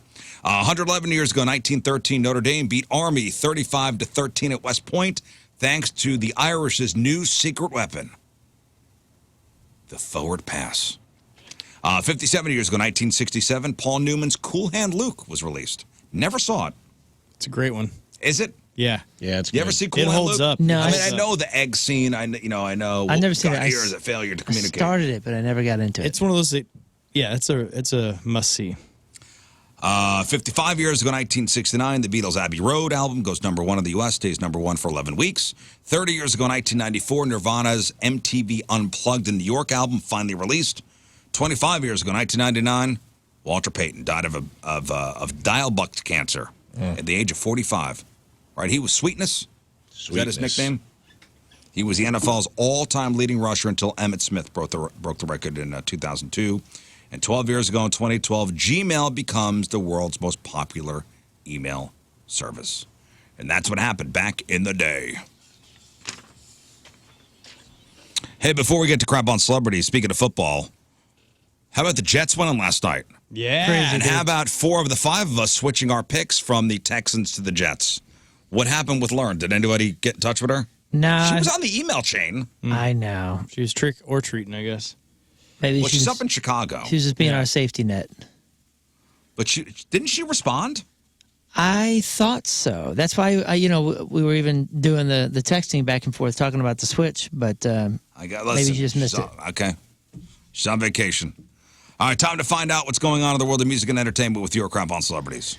All right, Black Sabbath legend Tony Iommi says the Hard Rock Cafe won't return a Red Gibson SG guitar that he played on 4 of the Sabbath early albums, even though the restaurant chain promised to give it back. Check this out. Iommi told Guitar World that the guy who used to buy memorabilia for the Hard Rock came to England and visited me. He wanted to buy some stuff. I'd retired the SG because it was too valuable to me. He offered to buy it, and it seemed like a good idea because the guitar would be displayed for people to see, kept safe instead of sitting in a case somewhere just in my storage. Right. I mean, this is, I know the story. It's pretty damn rotten. So, this is a very famous guitar. And by the way, Hard Rock, they buy so much memorabilia. I wouldn't be surprised if they weren't the largest memorabilia owners as far as just badass rock and roll stuff. What I found interesting about this story was the fact that they bought it, that they didn't. It wasn't lent. Well, they have to buy it. There's some policy or something with them. So they've bought 3 of my guitars. I don't know where they are. One was in Orlando. One was at the St. Louis Hard Rock. But they display them all over the place. But so it's theirs though. Like where they buy it from you and it's theirs. When they buy it, you sign a thing that says, here's whatever money that they're offering, and it's theirs to display wherever they want. They'll give you like a little semi preview of the excerpt that'll be by it, and then you kind of like approve a picture that they want to use, which is a picture usually of you using that instrument. But then that's it. But that's it. And then it's theirs. They have no obligation to tell you where it goes. In fact, they never told us where it goes. I just would walk in somewhere and eat and go, oh my gosh, there's my guitar. And I wish I could buy one of them back. I would pay triple what they paid me. With this story, This one, dude.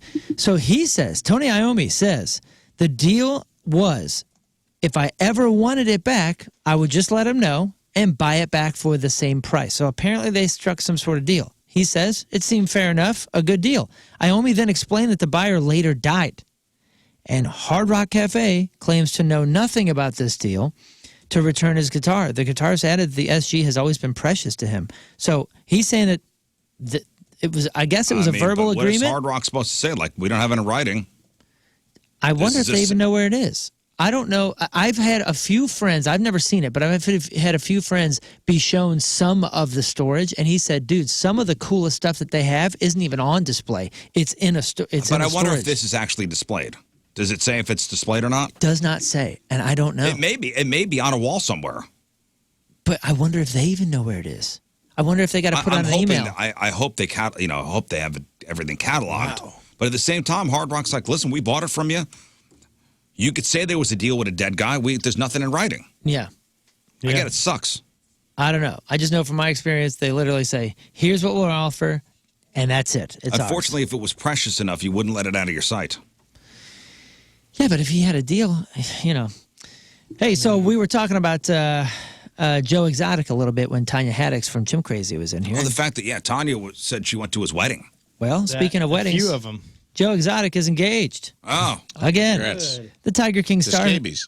Who is currently serving a 21-year prison sentence, announced that he is engaged again, now to fellow inmate Jorge Marquez. Meet Jorge Marquez. He is 33. He is so amazing and is from Mexico, Joe wrote on X, along with a photo of his new fiancée. Now the quest of getting married in prison and getting him asylum or we be leaving America when we both get out, Joe continued. He then says, either way, I wish I would have met him long ago. Joe Exotic confirmed the engagement to Entertainment Weekly on a phone call from prison. Quote, we filed our official papers for the marriage license from the prison yesterday, so we're just waiting for the approval.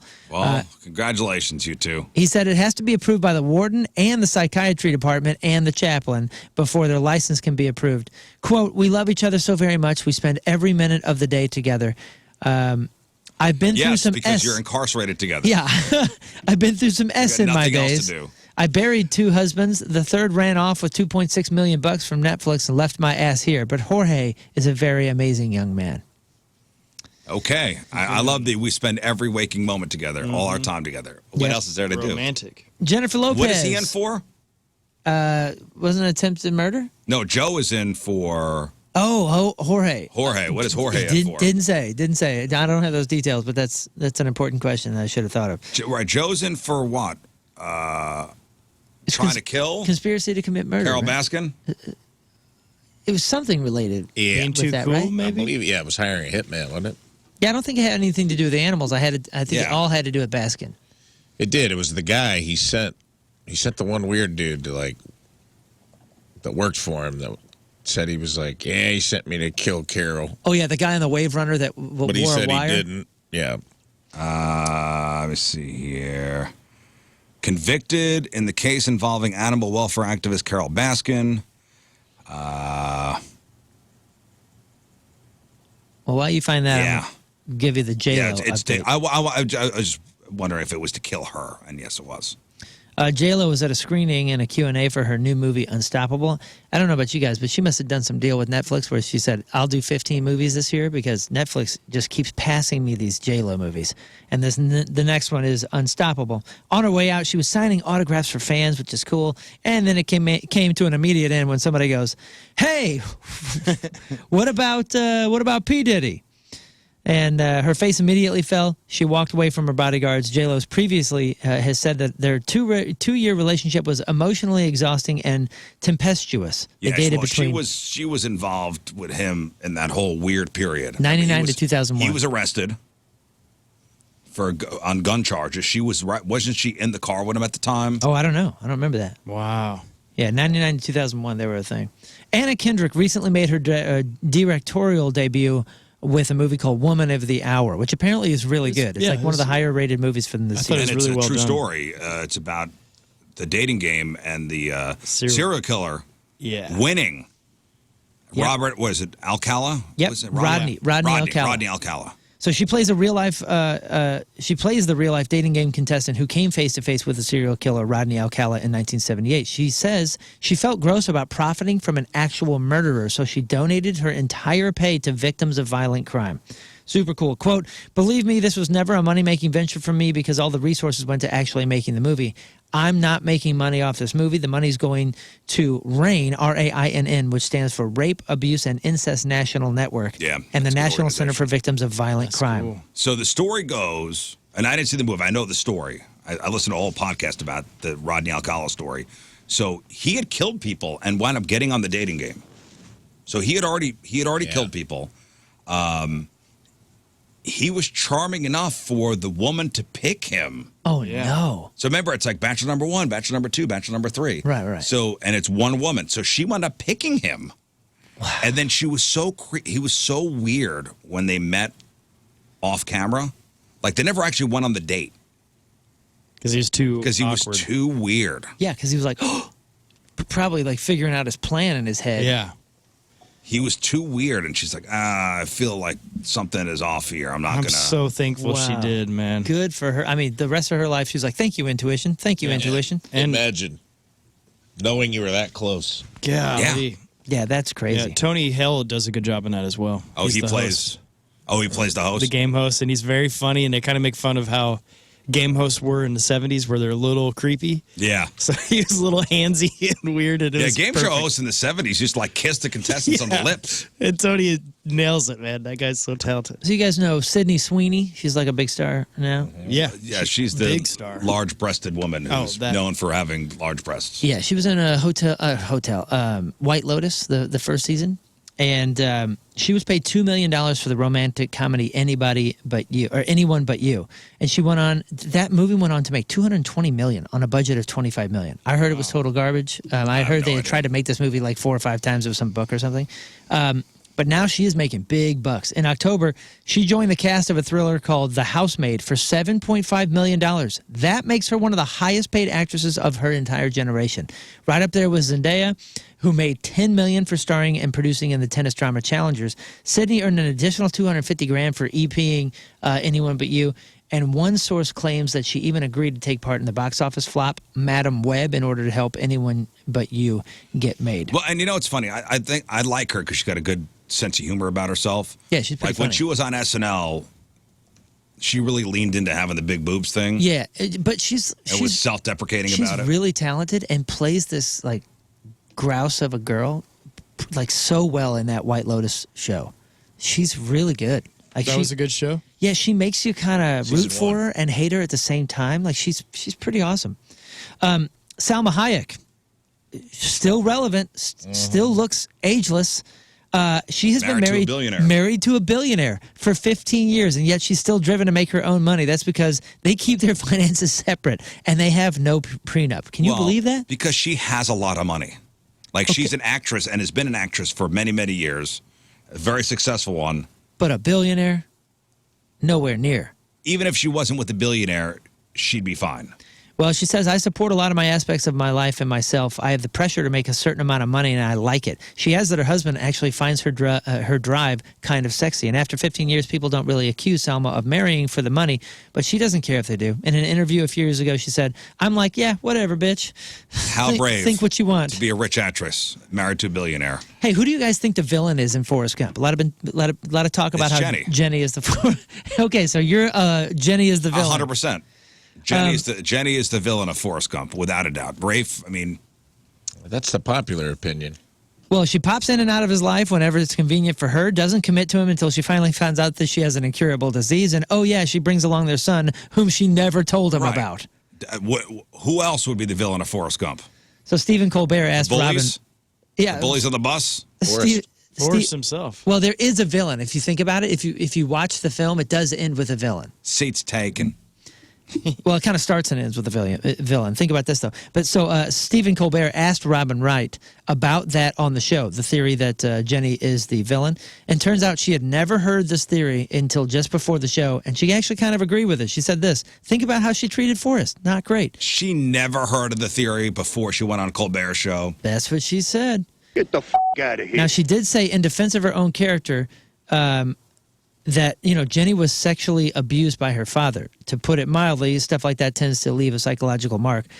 So Jenny's dad is the actual villain. If you have to have a villain, or they, kind of wrote in the villain, because remember, Yes, he Jenny's bulldozes dad the is house at the end. Jenny's dad is not a great person. It is implied that she is abused. But that doesn't mean that Jenny should have treated Forrest that way. That's Yeah, true. 2 wrongs don't make a right. That's true. Break the cycle. Break the cycle, Jenny. All right, let's get into it is the nebulous period between Halloween and Christmas. And our family was talking about this yesterday. We were involving ourselves in the great debate of, is The Nightmare Before Christmas a Halloween or a Christmas movie? Well, I have the world's 25 best Christmas horror movies, so the blends. And my daughter said number 1 right off the bat. My oldest daughter was like, you got to watch Christmas this. horror movie? Christmas horror movies. It's Gremlins. Gremlins is number 1. It's gotta be. Yeah. Hands down. My daughter was like, yo, Such a Gizmo, fun Gremlins, you got to watch it. What else? Any others? I have a great list. I got the top 15. Christmas horror movies? Christmas horror Are we movies. talking? Are we gonna go with like Violent Night? Violent Night, number 4, 2022. Like kind of on the nose, but Then there's a whole bunch good. of those. What was Violent Night? Violent Night This is was a recent. the one with David Harbour. yeah. Oh, yeah, that was good. You loved that Yeah, one. that was great. Yeah, that was better than I thought it was going to be. Fat Man? What about? Was that a horror, though? No. Fat Man is More not action. on here. Okay. Most of these I don't know. Top. Is there one called Dead Snow on there? Have you ever seen that one? Number 15 is called Better Watch Out from 2016. Number 14 Give me is Jack Frost. Christmas Evil. Jack Frost did not make the list. Oh, that's Keaton's best work. Number you guys 13. seen Dead Snow? No. I thought it was That's a Christmas Nazi time. It's movie, like right? it's like zombie Nazis. It's actually really good. Oh, you know this movie, Scott? Yeah. It's a good movie, and I thought it happened at Christmas time, but maybe I'm wrong. A zombie Christmas? I digress. If you guys haven't seen it, I'm recalling it. Really? Moving on. Silent Night from 2021. Into the Dark Puka from 2018. Into the Dark, A Nasty Piece of Work from 2019. Krampus. Didn't you guys? Oh, yeah, Krampus. Oh, yeah. Krampus? Krampus, yeah. That was good. Yeah. Number 8 is A Christmas Horror Story, also from 2015. Tales from the Crypt from 1972 is number 7. Number 6 is Christmas, Bloody Christmas from 2022. It's a Wonderful Knife from 2023. Nice. Violent Night is number 4. The Sacrifice Game is number 3. And they say the number 2, just behind Gremlins, is There's Something in the Barn from 2023. Anybody heard that? No. I got one more list. And this, Dude, this Dead Snow, by the way, 80% on Rotten Tomatoes. So it's a 2014 Dead You'll love Snow, Red versus Dead. You'll love it. Yeah. I think the sequel's good too. There's like 2 of them. It's not a genre I've ever really thought about No. too much. Okay, last list here. A study analyzed the lyrics of top Billboard artists and iconic musicians to find out which artists have the highest lexical diversity in their lyrics. So basically, the smartest bands, the variety of unique words. The top 15 artists are, number 1 is Black Sabbath. Black Sabbath, 52%. They say they're the most lexically diverse band. Number 2, this one's obvious, Pink Floyd. Pink Floyd has a lot of word salad stuff. Number 3, Slayer. Number 4, a band called Laufey. Number 5, Wait, Black Sabbath was number 1? Black Sabbath, number 1. Okay. 5 was Bruce By a Black Springsteen. Sabbath fan. 6 was Tyler Childers. Number 7 was freaking Megadeth. Number 8, Eagles. Number 9, Bob Dylan. Number 10, Jimi Hendrix. Number 11, Judas Priest. Number 12, Iron Maiden. Number 13, Dasha. 14, Toby Keith. Now that is the biggest surprise ever. Any country artist, really, I would think is kind of a surprise. And number 15, Riz's favorite band, Radiohead. Yeah. Now the top 5 most positive artists based on lyrics, Marvin Gaye, Cody Johnson, Garth Brooks, Led Zeppelin, and Celine Dion. The 5 most negative artists are Slayer, Yeah. Iron Maiden, Yeah. Slipknot, System of a Down, and The Kid Laroi. And by the way, what genre do you think is the most intelligent genre based on its lyric diversity? Oh, based on that? Heavy metal. I guess, yeah, heavy metal. Heavy metal is the most lyrically diverse It's and because they all read smartest. Lord of the Rings and It's the most intelligent genre, so take that one and give it to the country fans. Rock and roll was second. Country was third. New music out today. The Cure has a record. Jimmy Fallon has a holiday record. And Willie Nelson put out his 76th album. It includes covers of Beck, Tom Waits, and the Flaming Lips. It is called Last Leaf on the Tree, and it's out today. Flaming Lips cover is good, but there's, Is it what song? It worries me. Is it Do You Realize? I think so. Oh, so you're thinking it's like his Johnny Cash Hurt? That's what everybody was saying. Like, this is like the. This is the end? Well, the album's title is kind of sad, too. Celebrities celebrating Yes, a Do You birthday this weekend. Kendall Jenner is 29. The rocker runner-up from American Idol Season 4, Bo Bice, Bye-bye. is 49. St. Louis' Zone Nelly is 50. Jenna McCarthy, 52. That's Donnie Wahlberg's woman. You know Melissa McCarthy is her cousin? Korn's bassist Fieldy is 55. David Schwimmer from Friends is 58. Def Leppard's one-armed drummer Rick Allen is 61. Poison bassist Bobby Dahl is 61. Anthony Kiedis from the Red Hot Chili Peppers is how old this weekend? What is... 55. I'm going to say he's 61. Who? Anthony Kiedis. Anthony Kiedis. He's definitely. He's gotta hit I 60. think he was older than the rest of the band. Oh, maybe not. No, him and Flea went to school together. 64. 62. Anthony Kiedis, 62. CEO of Apple, he took over after Steve Jobs died. Tim Cook is 64. Country singer was once married to Julia Roberts. I love it. I love it, 67. Dolph Lundgren, 67. Lyle Lovett was the real life Beavis, dude. His head was so crazy. Yeah, he was such a unique, or he is. Or is, yeah. He's Dennis, awesome. Apparently, that guy is awesome, though. Yeah. I don't know anything about him. He's a- Dennis Miller, 71. Roseanne Barr, 72. Hollywood Squares announcer Shadow Stevens, 77. And Michael Buffer, the Let's Get Rated Rumble guy. He is 80 years old this weekend. Today's porno birthday, which is being brought to you by Patricia's, where Fun and Fantasy meet, is Aiden Ashley. And today's birthday girl has been in 557 fine films, including 3 Girls for Every Guy, 2 and 3. All American Orgies, 3. Bitches Behind Bars, Her Forbidden Fruit, 2. She was in a movie called Ticklemania, Scott's favorite, Tuna Helper. Oh, it's so wonderful. You guys will like it. It's a good Christmas movie, too. Well, speaking of Christmas, the night before Wankmas, she was in that one. And who could forget a role? In 2014's I'm Here for the Orgy. Aiden Ashley is 37 years old. It's porno birthday. Those are your crappy birthdays, and that was your crap on celebrity. Talking about Salma Hayek being married to a billionaire. With no prenup. No prenup. Yeah, but again, she's a rich actress, so she'll be okay.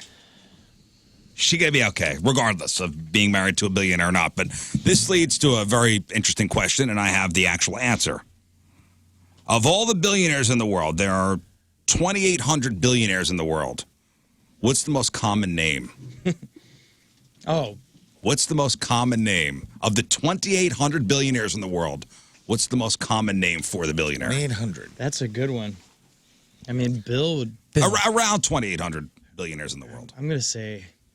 Well, Yeah. actually, no. Maybe Because John. somebody analyzed the Bloomberg Billionaire Index to figure out which name appears most frequently amongst the top 500 uber-rich folks. I can see Mike. King. Bob? Bill? Bob, no. No Bill. No Mike. Listen, there are 2 ways you could help ensure that your kids become billionaires. Number 1, pass down $1 billion inheritance, or name them one of these names. Like, is it going to be a Warren? foreign... Warren, no. Let me ask you this. How often? I don't know how often. So we don't know out of the 2,800. Out of it's the like 2,800. 47 billionaires have this name.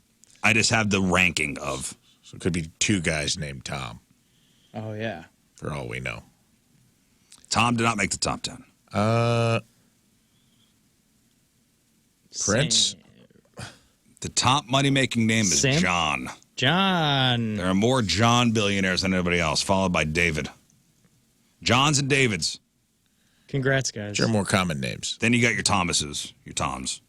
You got a few Toms here. and Michaels. And then your Wangs. Your Wangs. You know, you figure a lot of Chinese, a lot of Chinese, billionaires out there. Your Marks. That's a surname, though, yeah? Wang. I don't know. It says Wang. You get Charles, your Zhang, your Wang, and your Zhang. Your Richards and your Jims. Very Richards cool. and Jims. Your Richards and your Jims. Dick's, Jims, and Wangs. Dick's, Jims, and Wangs. And Johns. That's, and Johns, Jimmy's. yes. Dick's, Jim's, John's, Wangs, and Jimmy's. I'm seeing a ridiculous theme here. Me too. I like it. All right, folks. Okay.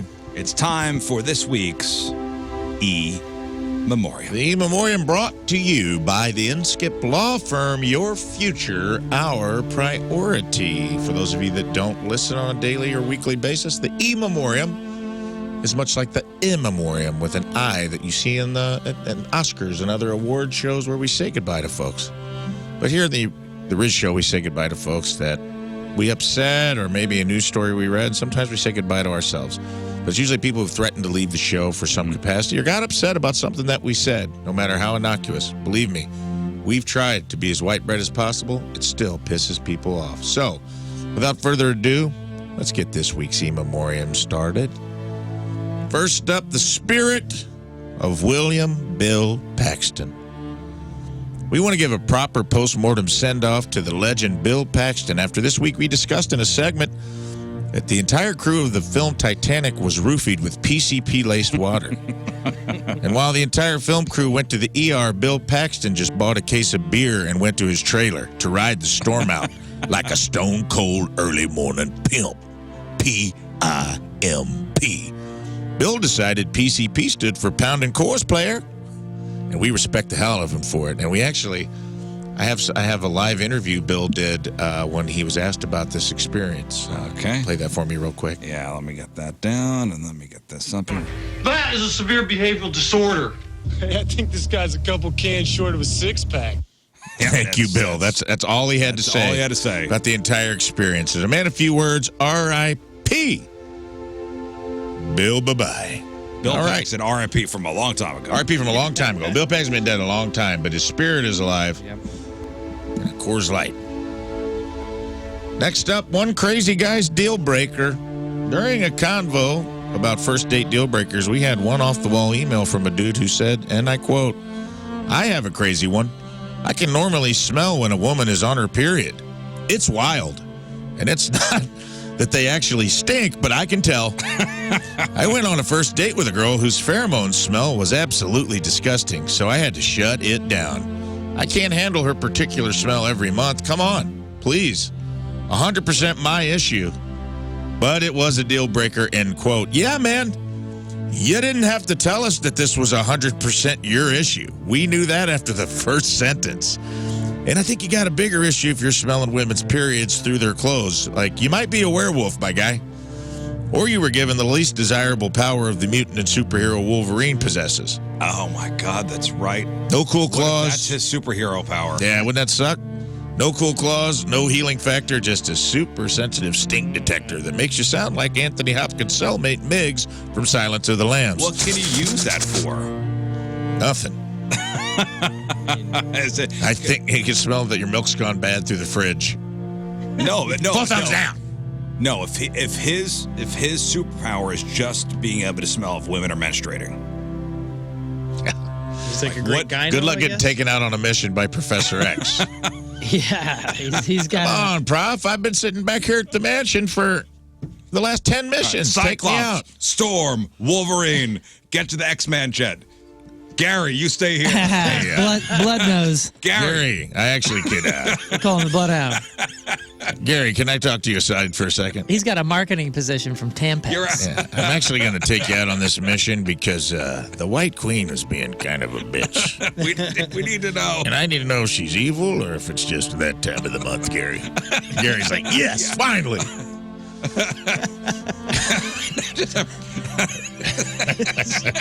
Cyclops, Wolverine, Beast, Gary, stay here. Gary, stay here. Watch the mansion. It's good.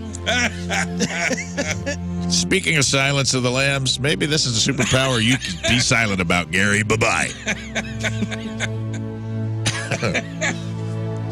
Next up, one specific issue with Riz's face on Tap That App. We had a rollout of a new contest that didn't come without a few minor technical difficulties this week when listeners using the Point app during a specific song had to tap Riz's face for an opportunity to win $1,000 and co-host the show. The mass influx of users crashed the servers, temporarily causing folks to have to try multiple times, but one specific listener was upset because he was using his dong to tap the phone screen and seemed to think that somehow the app could detect this and he was being unfairly discriminated against for, quote, trying to be the first man to win a grand using the Ween screen, end quote.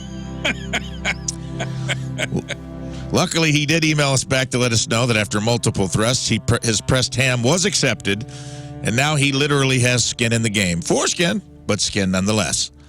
So let's all hope and pray that this man does not win, because he would be replacing Riz for a day, and I'd hate to see how he runs the control board. Bye-bye. He didn't even like when Lux put her feet on it. Imagine if this guy ran it for a day. Speaking of Riz, hate to call you out, bud, on the air, but we got to talk about Riz's disrespect for Robert Guillaume. Robert Guillaume Benson? That's right. After we had a conversation this week about the impressive body of work of actor RG, a.k.a. Benson, an emailer brought up an interesting conversation. Does Riz hate Benson? Why does Robert Guillaume never get the St. Louis's own treatment? Born and raised in St. Louis. He's a star. He has a star on the St. Louis Walk of Fame. I had no idea. Also the Hollywood Walk of Fame, for that matter. And Riz made it a point in the same episode to call out Moon for not giving St. Louis's own treatment to Kevin Kline. Indeed. So why does he hate Benson? Just curious. We don't know, emailer. We don't know. I will tell you what. But this is a fact. What is it?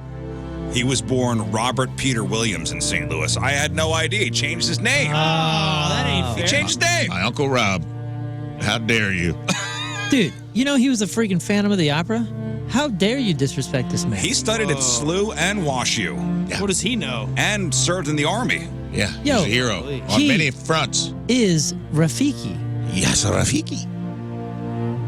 You messed up. Riz Yeah, that's hates Rafiki. Bye-bye. You know what? I stand corrected, and my apologies to the Guillaume The family, entire state. Yes. the city of St. Louis, Joe Edwards, who procures the Hollywood Walk of Fame. Hope you forgive. Hope you can Apologize forgive me. to the trolley. I apologize to the trolley. Hope you guys can find it in your heart. Forgive me. I think that's the first in memoriam apology we've ever got. Ever. That touched my heart. Yeah. What a Because I had no monumental day. idea. Hey, it's a Sandwich Week miracle. Not sure how to handle it. Finally, Jeff Corwin fans. After reporting the death of wildlife expert Dingo Dinkelman from a venomous snake bite, You like that? that's a real thing, by the way, we posited a theory on what would be the animal to end this less rugged and baby-faced, softer wildlife star, Jeff Corwin, who's managed to outlive almost all of his peers. A couple of Jeff C fans weren't pleased. We thought that this most likely would happen by Jeff being humped to death by two bottlenose dolphins in waist-deep water, trampled by a herd of turtles, or buried under a pile of nuts in an unfortunate incident during the filming of a Squirrels Gone Wild parody video. Sorry we upset you, but remember, you're not core winners. You're core losers. Bye-bye. And now, this week's real RIPs. This week, we lost a few big ones. The aforementioned Dingo Dinkelman. Hats off to you. Hats off to you, After Dingo. being extra allergic to snake bite venom, you chose to handle snakes.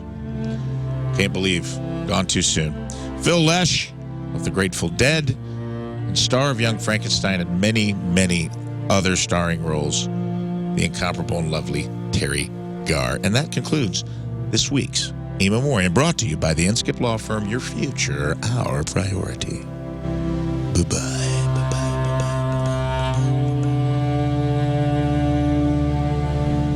Game over, man. Game over. Look at that. Come on. Rode it right into the hook. Wow.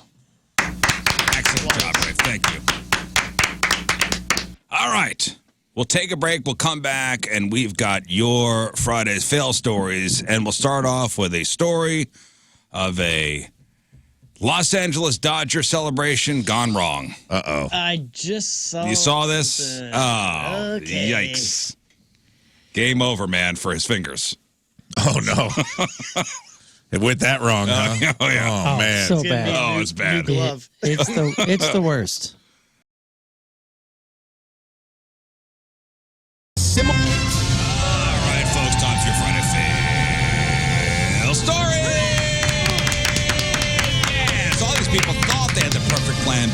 My God. Somewhere along the line, that perfect plan went completely sideways, and it became an Uber, an Ultra. Yes. Dare I say it? Don't you dare. Mega.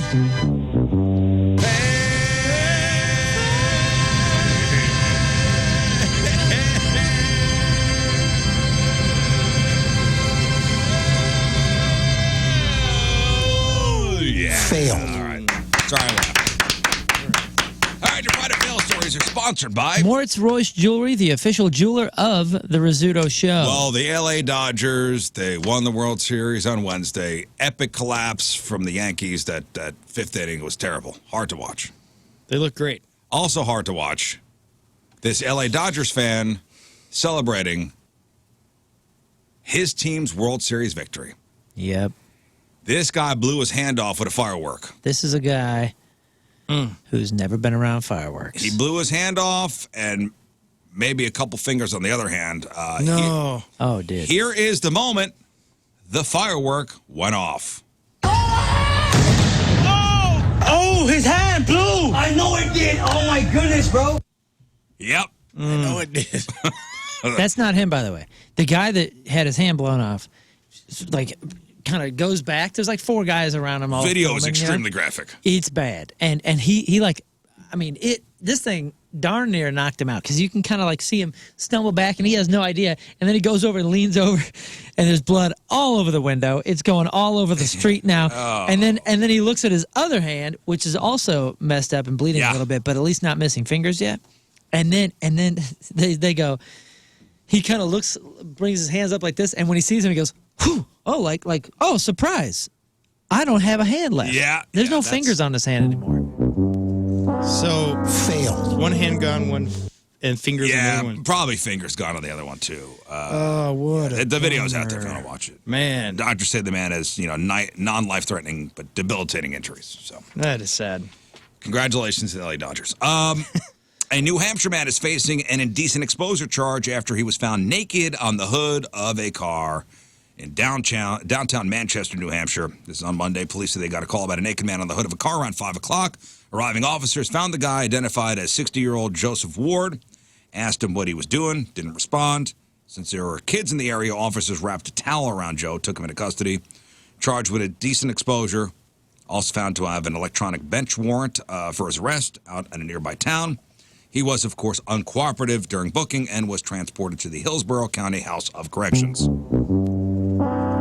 Failed. Now, most criminals who try to run from the cops on foot are caught within seconds. And this guy not only got caught, but he got a massive shiner.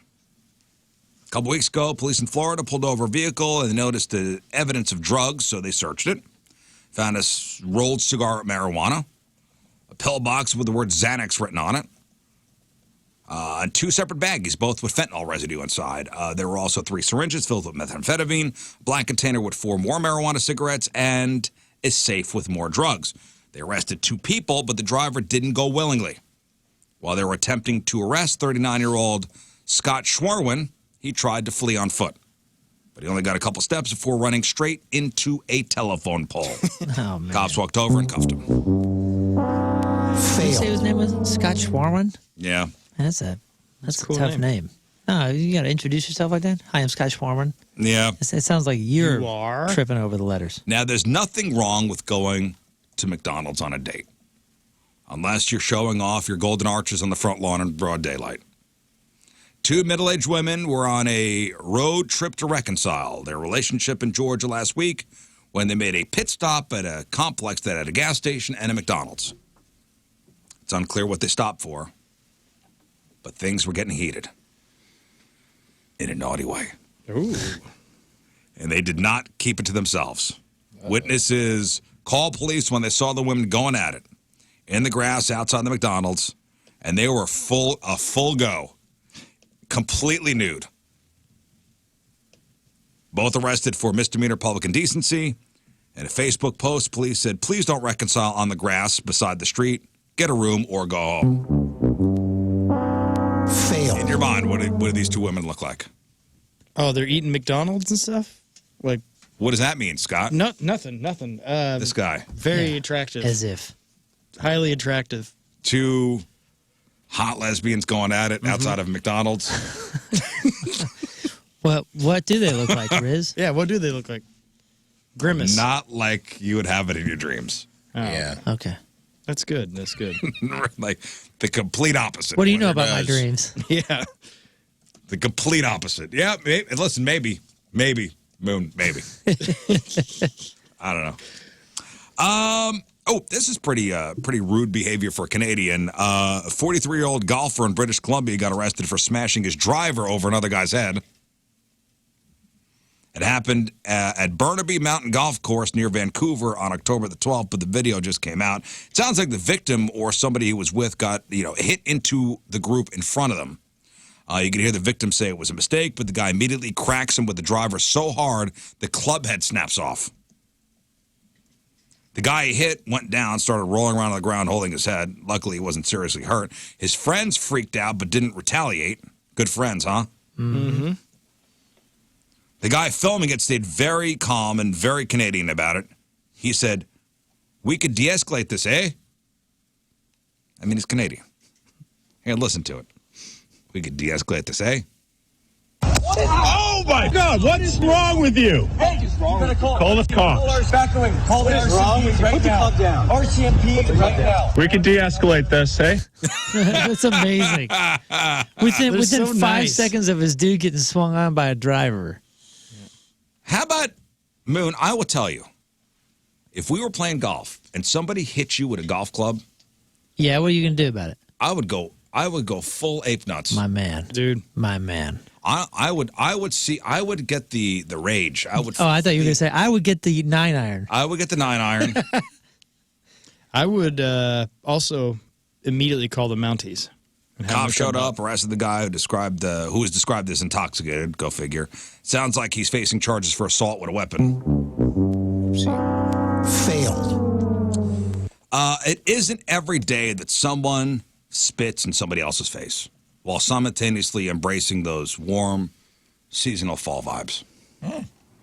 A female Uber driver in Florida, an Uber Eats driver named Alexandra, was arrested after she made a delivery to another woman's house and was allegedly caught taking food out of the bag. So, Uber Eats driver walks up to the house. The person who ordered the food catches the driver eating. The woman confronted her. Alexandra was not happy about being called out. She grabbed some of the victim's fall decor, including a $10 sign that says, "Happy Fall, y'all," and then spat in the woman's face. Wow. Sweet lady. The homeowner grabbed the sign, but Alexandra was not done. She took a decorative urn from her yard, walked back to her car, also stole a decorative column and 4 decorative plaster pumpkins worth about $75 each. Golly. Alexandra later arrested, charged with burglary and assault and grand theft from a dwelling. She doesn't seem to be having a happy fall, y'all, but Failed. Hope it turns around. this is gross. But pee is considered organic, right? Yeah. A Walmart store in Ohio is pressing charges against a former employee who was caught peeing on a pallet outside the store, filled with bags of potting mix. There's store surveillance footage of the suspect consuming alcohol on the premises and then, spraying the potting mix. They ruined 72 bags of it, valued at over $400. They've all since been tossed. That's what they want us to think. It's disgusting, yes, but a lot of that dirt will eventually be peed on by something or someone someday. It's unclear if the suspect was just hammered or if they intentionally did it just to get back at the store. It might be the latter because it sounds like they had been recently fired and weren't working at the time. So the name of the person wasn't released, but it seems safe to assume it was a male employee.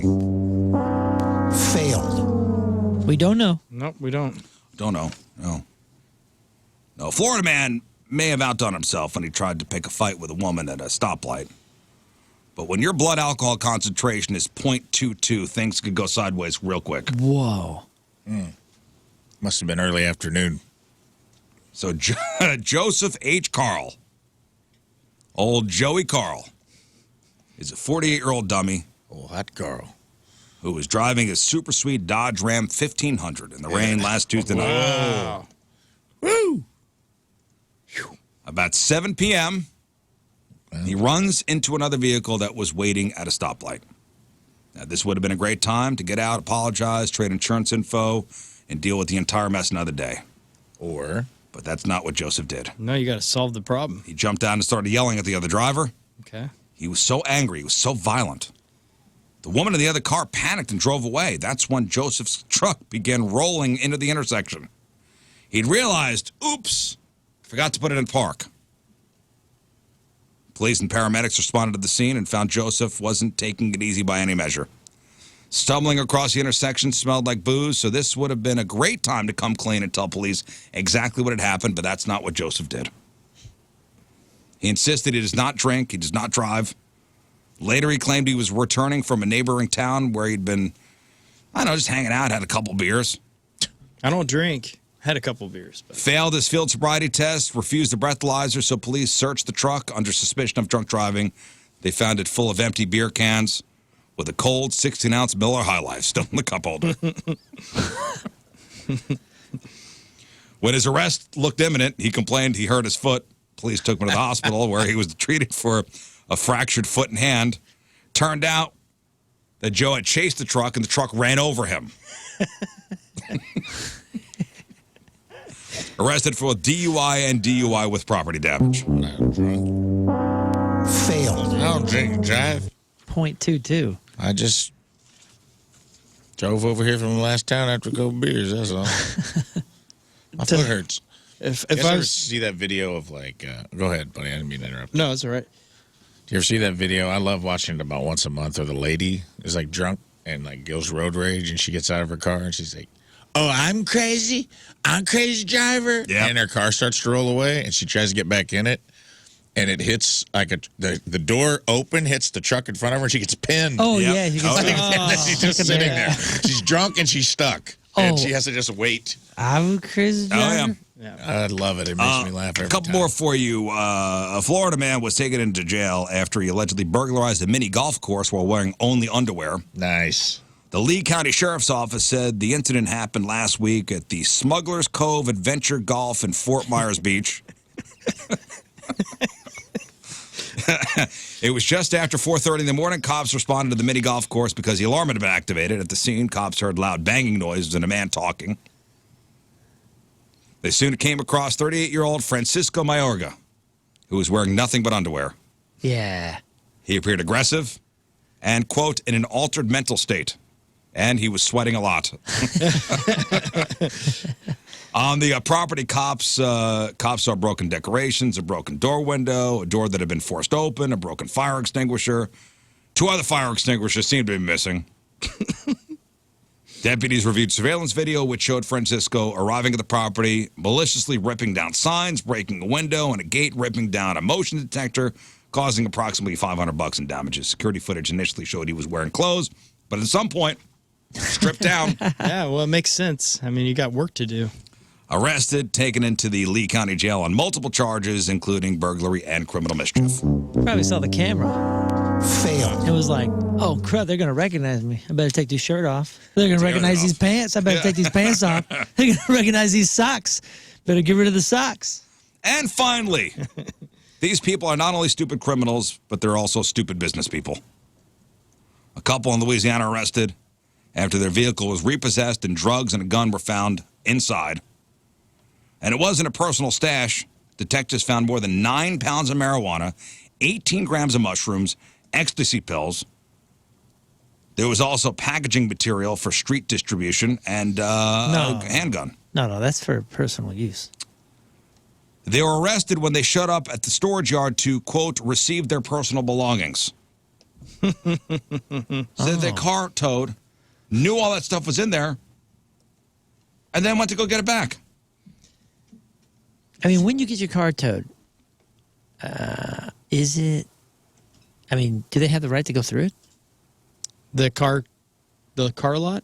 The tower. I think if you leave it there and it becomes their property, they will. But I know my buddy, he got towed, and we're out in LA at the time, and so we had to go over there. He just grabbed he had some drum stuff in there. He got that out of there, and then it was so expensive to get it out of the lot, he just left it because the car wasn't worth it. Well, you go to the tow yard and go, I can just get my drugs out of there. Yeah. Yeah. I just need drugs. Yeah, my 9 pounds of marijuana. Well, you know they went out there thinking the guy was going to be a bro and be like, "Hey, can I just get my personal effects?" Well, so they got their hook you car. up. They got their car towed and impounded because they didn't make the payments on it. Oh, So not only did they blow their car payment money on a massive drug supply, but they also failed to make enough money drug dealing to make those payments.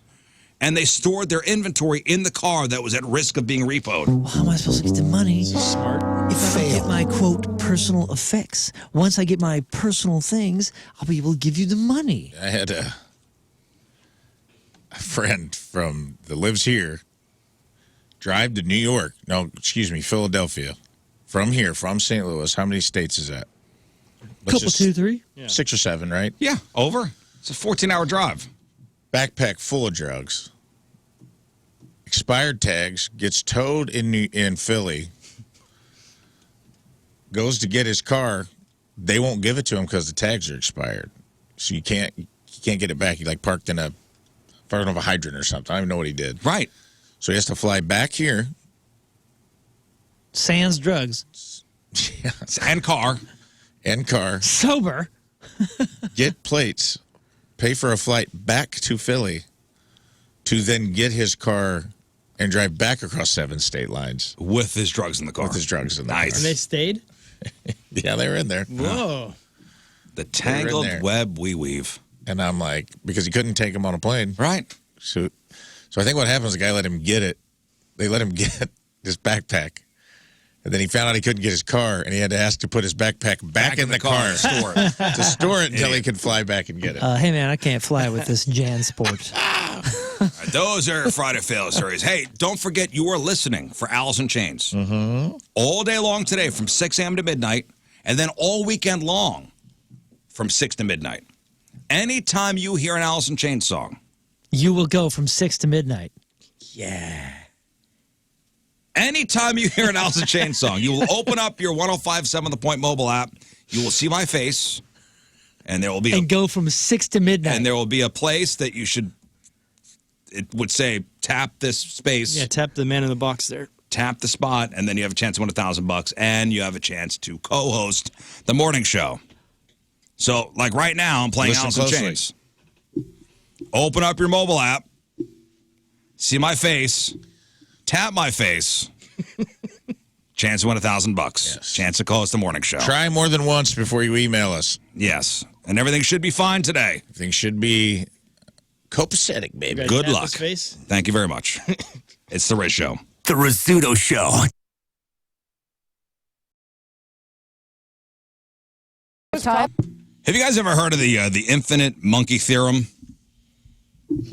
Sorry, what? The infinite one? The infinite monkey theorem. Yeah, you need the weekend off.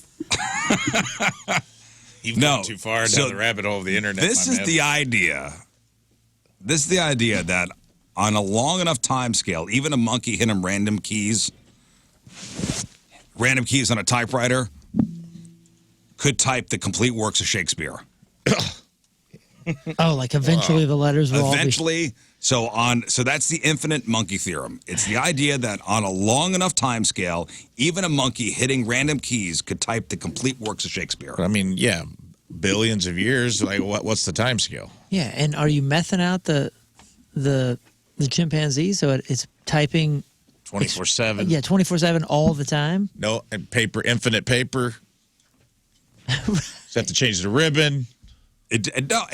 Stop thinking too much into it. Are you saying Oh, that they man. actually tried to calculate this? That's what it is. The infinite monkey theorem is enough. If you give enough time, Anything will happen. anything will happen. But the study just found that's not true. Basically, they assumed a rather productive typing speed of 1 key every second until the end of the universe. So it's like 1 followed by 100 zeros. That's how long it would take. So the universe wouldn't even be around. And that is what separates us from animals. Yes. Now, the results reveal that it is possible for a single chimp to type the word bananas in its own lifetime. Bananas. Yeah. Now, wait a second. We're talking about in concurrent order, right? Like you're saying, like Spell the like word bananas. accidentally say BANAN. Eventually, if yeah. If you put a keyboard, And think about how much easier that is, because if his fingers get stuck, the N is next to the A. I'm sorry, the N is next to the B. So that's a ba ba ba ba ba ba. You know what I mean? Like a back and forth. And that is maybe possible, you say? and yeah, maybe possible. About a 5% chance. That in a monkey's lifetime, it could type out the word bananas if you stick a keyboard in front of them. On accident. But the complete works of Shakespeare, which I've heard of this before. There's not enough time in the universe. Every star in the universe would burn out long before it would happen. Yeah. Shakespeare's entire works is around 884,000 words. Not going to happen. Sounds right. So there you go. Now you know everything, Thank guys.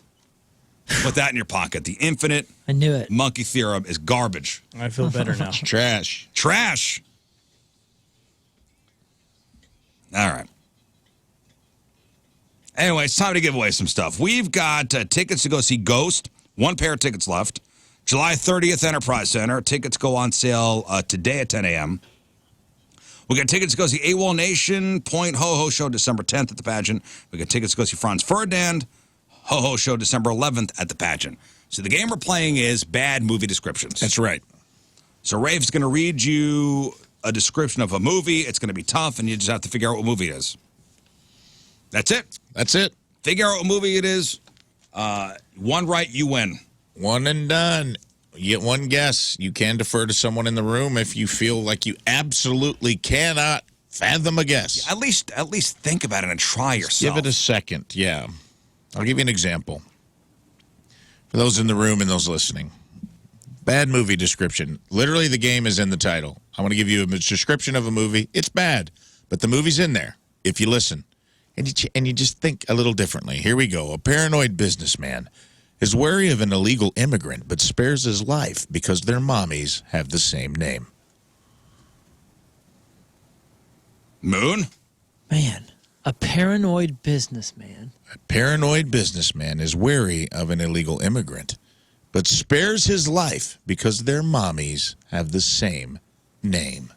Oh my gosh, dude! I don't know. I'm going through like alien things. So Yeah, an illegal immigrant. Right. So Okay. I'm like, Alien. On the right I'm track. like, is this Men in Black? And then I thought, okay, spares his life because his mommy has the same name. Can you tell, like, if we were starting to work this out, can you tell us if we're on the right track or not? I just said you were. No, but I'm just saying, with the contest. A paranoid businessman. It depends.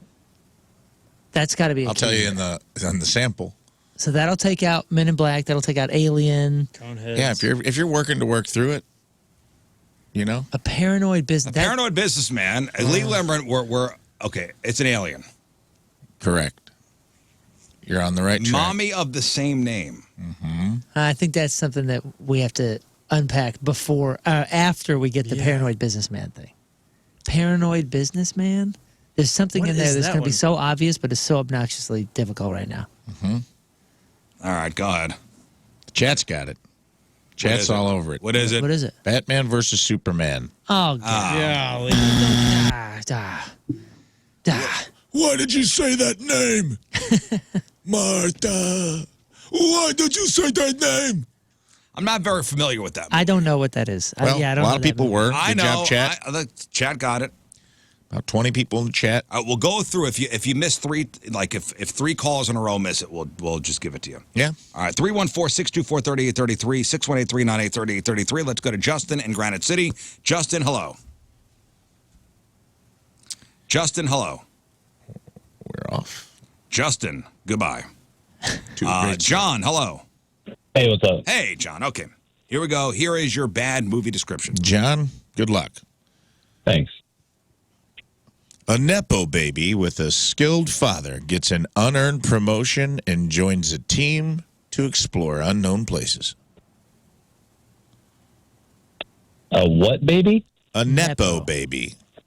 Like a nepotist baby? That is correct. An N-E-P-O, a Nepo baby with a skilled father gets an unearned promotion and joins a team to explore unknown places. Anything, John? I know it. Ooh.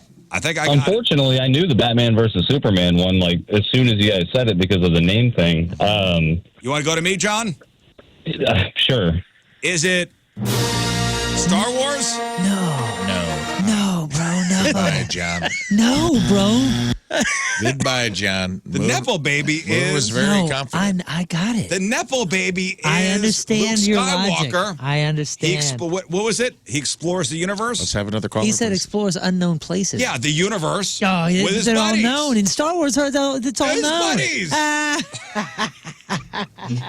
With his buddies. His buddies. It's 2 gay robots. It's with his sister and a guy who acts like he doesn't like him. Yeah. Freddie. Morning, fellers. All right, Freddie. Description Freddie. again of the movie. Here you go, Freddie. Freddie. A Nepo baby with a skilled father gets an unearned promotion and joins a team to explore unknown places. Well, I'm absolutely 1,000% completely lost on this one, and Moon said he knows it. So I think I know it. And if you're 100%. absolutely lost, I'll get closer than you will. Okay, go ahead, Moon. Repeat it. A Nepo baby with a skilled father gets an unearned promotion and joins a team to explore unknown places. Okay, I here's know what- it. Oh, you do? I think. I mean, it makes sense. Wow. Maybe I might have got it. Okay, let's see. I'm writing thought this you down. had it. I Here, do. go ahead and- This is what I think it could be, Wow. especially since he did the superhero one already. He seemed Do very. you think that's it, Scott? I can't, Can't see it. that. He seemed very. Too bright. It rhymes with Iron Okay. Man. Is it? That's your answer. Is it Iron Man? It is not Iron Man. Dang it, I'm sorry. You guys are tiptoeing all around it. I think I got it, though. Dwight. I don't know. You're the Dwight. last hope. Dwight, do you Good think? morning. Happy birthday, Riz. Thanks, buddy. You think you got it? Don't know. All right, Dwight, listen closely. And King Scott thinks he knows it, but so did Riz and Moon. So you decide. I know. Star Wars. No.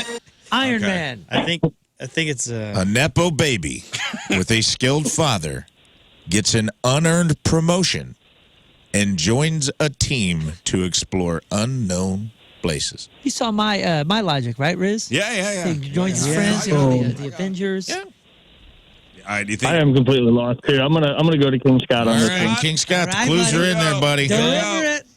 What this do you one got? matches that description, so we'll see. Let's I'm going to go. say Tommy Boy. No, And he laughs at you. no. What that's- the heck? Perfect, because they go all over the... A Nepo baby And, earns an that was 3. unearned So promotion. Which I mean, he it does. It does line up. and joins his friends. Well, his friend. His friend. Oh, it just says friend. No. Nope, it says friends, plural. Joins his friends. Says joins well, the girl team, works, actually. His girlfriend Joins a works team. there, too. Joins a Joins a team. team. What- to and the answer explore is? No. No, Give we us need the answer. Give us another clue. I mean, it's all there. A Nepo baby with a skilled pilot father. How's that? Guardians of the Galaxy. Oh. Nope. Ah! Get closer, though. Wow. It is a super. Is it in the superhero? You were the closest so far. Really?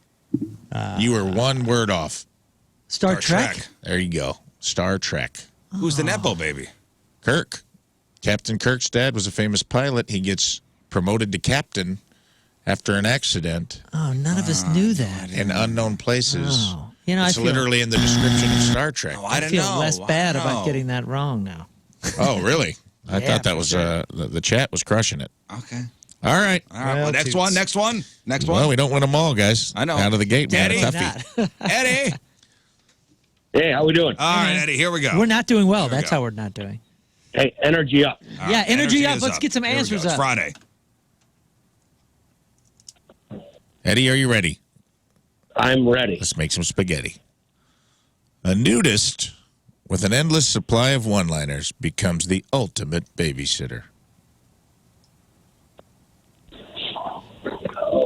I'm on the radio. Give me 1 second. A nudist. A nudist. You're on the radio? Are you calling in from a Nah, competing No, show? it's not- I own a dog shop, and somebody just came in, and I'm Yeah, tell him to trying to do relax. the best I can. Chill, bro. Tell him to chill. Go- Hey, free milk bone. A Calm nudist? down. A nudist. Ask them. Say it A again. nudist with an endless supply of one-liners becomes the ultimate babysitter. Is it Naked Gun? No, it's not Naked Gun. Sorry, buddy. Nobody ever got naked. In Dude, you know what I think this is? Oh, Calm down. Save it for the next caller. You got it? no, I don't know. I have a guess. Okay. I gotta. All right. Yes. Give me someone new. The Benjamin. saddest. Somebody's getting the saddest dog groom right now. Benjamin, you there? Yeah, I'm here. All right. Benjamin. Good morning. Good morning, Moon, Ray, and King Scott. Good Hello. morning, And not Benjamin. me. Oh, yeah. Okay. Oh yeah, and Rick. Thank you, Benjamin. Benjamin, here we go. Yeah. Description again. Listen closely. All right. A nudist with an endless supply of one-liners becomes the ultimate babysitter. I don't have it. Bad movie description. I got. You know what's Got throwing it me? very cool. Yeah, and Moon.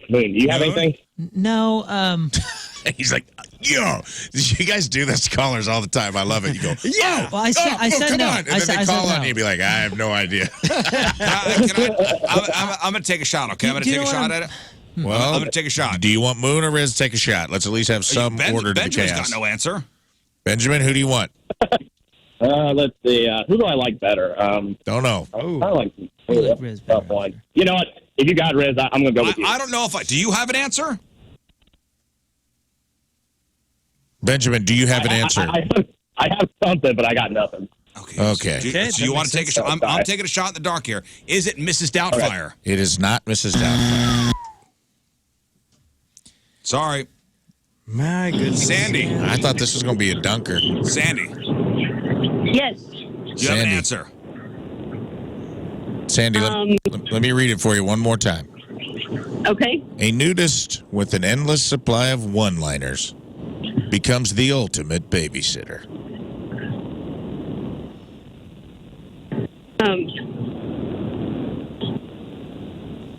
Get Moon help. Get Moon's Can Moon help? Oh no, scan QR code Moon for help. All right. dude. Give me what you got, Moon Valjean. Okay, so nudist makes me think this is either, again, an alien or an animal, right? So follow me along. I'm thinking like 101 Dalmatians, but then, you know what throws it off? With an endless supply of one-liners. So that takes me back to... That's why I thought like Robin Williams. What, you just had an idea? Wait, You say had a the light bulb? description again. A nudist with an endless supply of one-liners becomes the ultimate babysitter. I thought it was going to be like Aladdin. It's there, boys. It's all It's right there. It's there. An endless supply. Is it a kids movie? Can you just tell us? Is it a kids movie? I would say, I'll give you this. I don't think it's a kid's movie in the terms of you're thinking it's a kid's movie. No. Sandy, you got nothing? So my first thought was Beethoven's Fifth. You know, It's like a the- popular It's going to movie. be Beethoven's Fifth. But I know. I'm trying to think of animals that have suddenly had to deal with a bunch of It's kids. a person. I'll give you that. I'll give you guys that hint. It's a person. Okay, it's not an animal. It's not a misdirection. It's got to be some sort of like invisible man or something like that, right? Like a. Gosh dang, this is tough. Dude, this is so tough. Oh, man. All right, Go ahead. Just give an answer. Wait, Terminator. Is it Terminator? Tooth Fairy. hold on. Sandy, don't say the Tooth Fairy. That's Moon's a stupid guessing. answer. I would need you to be more specific. More specific, Terminator 2. It is Terminator All right. 2, Judgment Day. Oh my God. You said person, All right, and I was Sandy, like, we're there's going to no way pretend you it's didn't a say. person. We're going to pretend you didn't say the Tooth Fairy. Okay. Yeah. Hang on. Also, Daddy. Judgment Day. Terminator 2. He arrives naked, and he Yeah. has endless supply of one-liners, and he babysits John Connor Yeah, through the you're entire right. film. You're right. Oh my You're God. right. Your false pilots are dead. Yeah, I was trying to think robots, animals. You were on the right track. aliens. You're working it out the right way. Sandy You're just one small little left turn. The Bobby. nudist thing was Hey, how you guys doing? Good morning. All right, Bobby, good morning. Here is your nudist. movie description. Bobby. What's up? What's up, dude? All right, here we I'm go. about to blow your mind, Bobby. Here we go, pal. A family moves into a winter fixer-upper, but dad's work-from-home office setup is plagued by child care issues. A family moves into a winter fixer-upper, but dad's work-from-home office is plagued by child care issues. Gosh, I need help on that. I know it has Eddie Murphy in it. Do you? Yes, but I forget the name of the movie. Seems to know it. Moon, Seems can to you help me? disagree. Yes, I can help you. Show me Beetlejuice. Ooh, no, not No. I love I love the confidence too. Like when I had Star Wars. I'm flabbergasted. Beetlejuice. You described Beetlejuice. Yes, there. Perhaps. Half a point? I'll give you half a point. Pride half a points. Thank point. you. Pride points. You're on the right track. Justin, hello. Hello. All right, Justin, the description again. Justin, a family moves into a winter fixer-upper, but dad's work-from-home office setup is plagued by child care issues. Man, you know this, dude. Come on. Come on, man. You know this.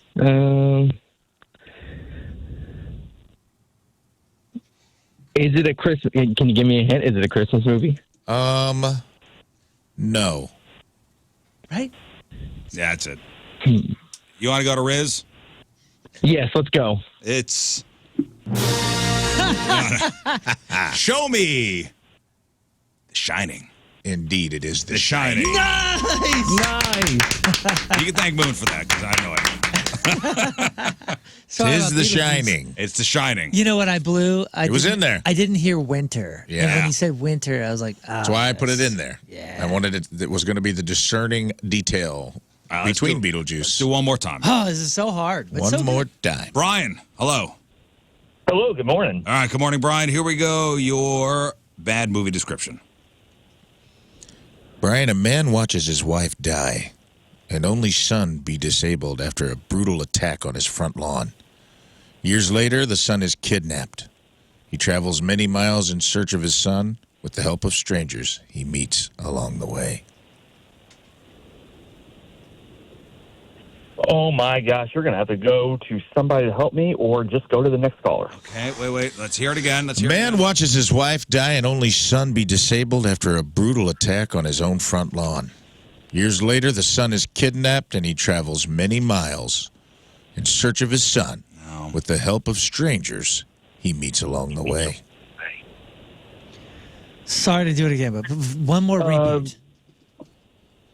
A man. Maybe. Well, hold on. No, go ahead. Go ahead. All right. A man watches his wife die and son be disabled after a brutal attack on his own front lawn. Years later, his son is kidnapped and he travels many miles in search of his son with the help of strangers he meets along the way. Well, maybe this one could be Star Wars. Show me. Is this your final answer? Let's go. Final answer. Show me. Bye-bye. Everyone. Oh, my God. Apparently all of these fit Star Wars. That's why it's so darn good. A woman turns herself into a prostitute to support a struggling daycare. Star Wars. Jared, you think you got it? A woman is killed. No, I don't think I got it, but you guys got to help me out. Oh. So a woman is killed. A man watches his wife die and his son be disabled. disabled in a brutal attack on his own front lawn. Years later, the son is kidnapped and he travels many miles to search for his son with the help of strangers along the way. Got it. Jared, go to me. All right. Show me Finding Nemo. It is Finding Nemo. Nice. Yes. Yes, you're right. There The you fin. go. Yep. Jared. Oh, well done. Woo! Woo! Just got to change the way you think a little bit. I know. It's in there, dude. That is the plot of Finding Nemo, It is. by the way. Are we out of them? You want to do one more? I got more. Yeah, are you crazy? All right, I want to is do it. this One all more. day. One more. Corey. I've got 4 more. We can keep going Corey. for as long as you guys want to go. Hey, guys, what's going on? All right, Corey, here we go. All right, Corey, here we go. A man steals a car and returns to his hometown and tries to use the magic of the holiday spirit to reconnect with his estranged sister. Oh. Say it again. Moon, can you help me out? A man steals a car and returns to his hometown and tries to use the magic of the holiday spirit to reconnect with his estranged sister. Yeah. A man steals a car. Okay, so I went to Back to the Future there, but it can't be that it's not a holiday thing, right? No. Holiday to recapture the holiday spirit. A man steals a car. Okay, Santa. So he's maybe stealing a sleigh. Is this? Okay, so he's laughing, throwing me in another direction. No, I was looking at the chat and how wildly off some of these guesses are. A man steals a car. Let's start there. Man steals a car. Could that be a sleigh? Could that be a time machine? Could that be an actual car, a motor vehicle? Could be an actual car. Could just be a small detail that needed to be added. Repeat one more time, and then I won't make you do A man steals a car and returns to his hometown and tries to use the magic of the holiday spirit to reconnect with his estranged sister. Star Wars? Show me. Yeah. Dude, you're not going to believe this, but it is not Star Wars. See you later. I was making it make sense in my head. Oh, man. Lisa, you think you got it? Happy birthday, Riz. Thanks. No, I'm thinking. I have no clue. This should be obvious, but... Man, can you repeat it one more time? A man steals a car and returns to his hometown and tries to use the magic of the holiday spirit to reconnect with his estranged sister. Strange sister. Now, you're saying holiday, not necessarily Christmas. That's true. Oh, that's a great. Not necessarily point. Christmas. Holiday spirit, and spirit could be a ghost of some kind. Right? Yeah, and a strange sister. Really working this out for them. A strange sister. Yeah, I appreciate it. A strange sister. Do you have a guess, or do you want to throw to somebody? I'll guess. Go ahead. All right. Uncle Buck? No, not Uncle Buck. Way to really follow Riz's line of reasoning. Could be a ghost, could be Uncle Buck. Uncle Buck, the ghost of John Candy. Steals a car. All right, we're down to the last That's one. it. We've had a Star Wars. Richard, Uncle hello. Buck. Man. Richard, do you think you got it? Hey. Let me hear it again. All right, Richard, listen closely because it is in there. A man steals a car and returns to his hometown and tries to use the magic of the holiday spirit to reconnect with his estranged sister. Oh, that is a weird one. It is a weird one.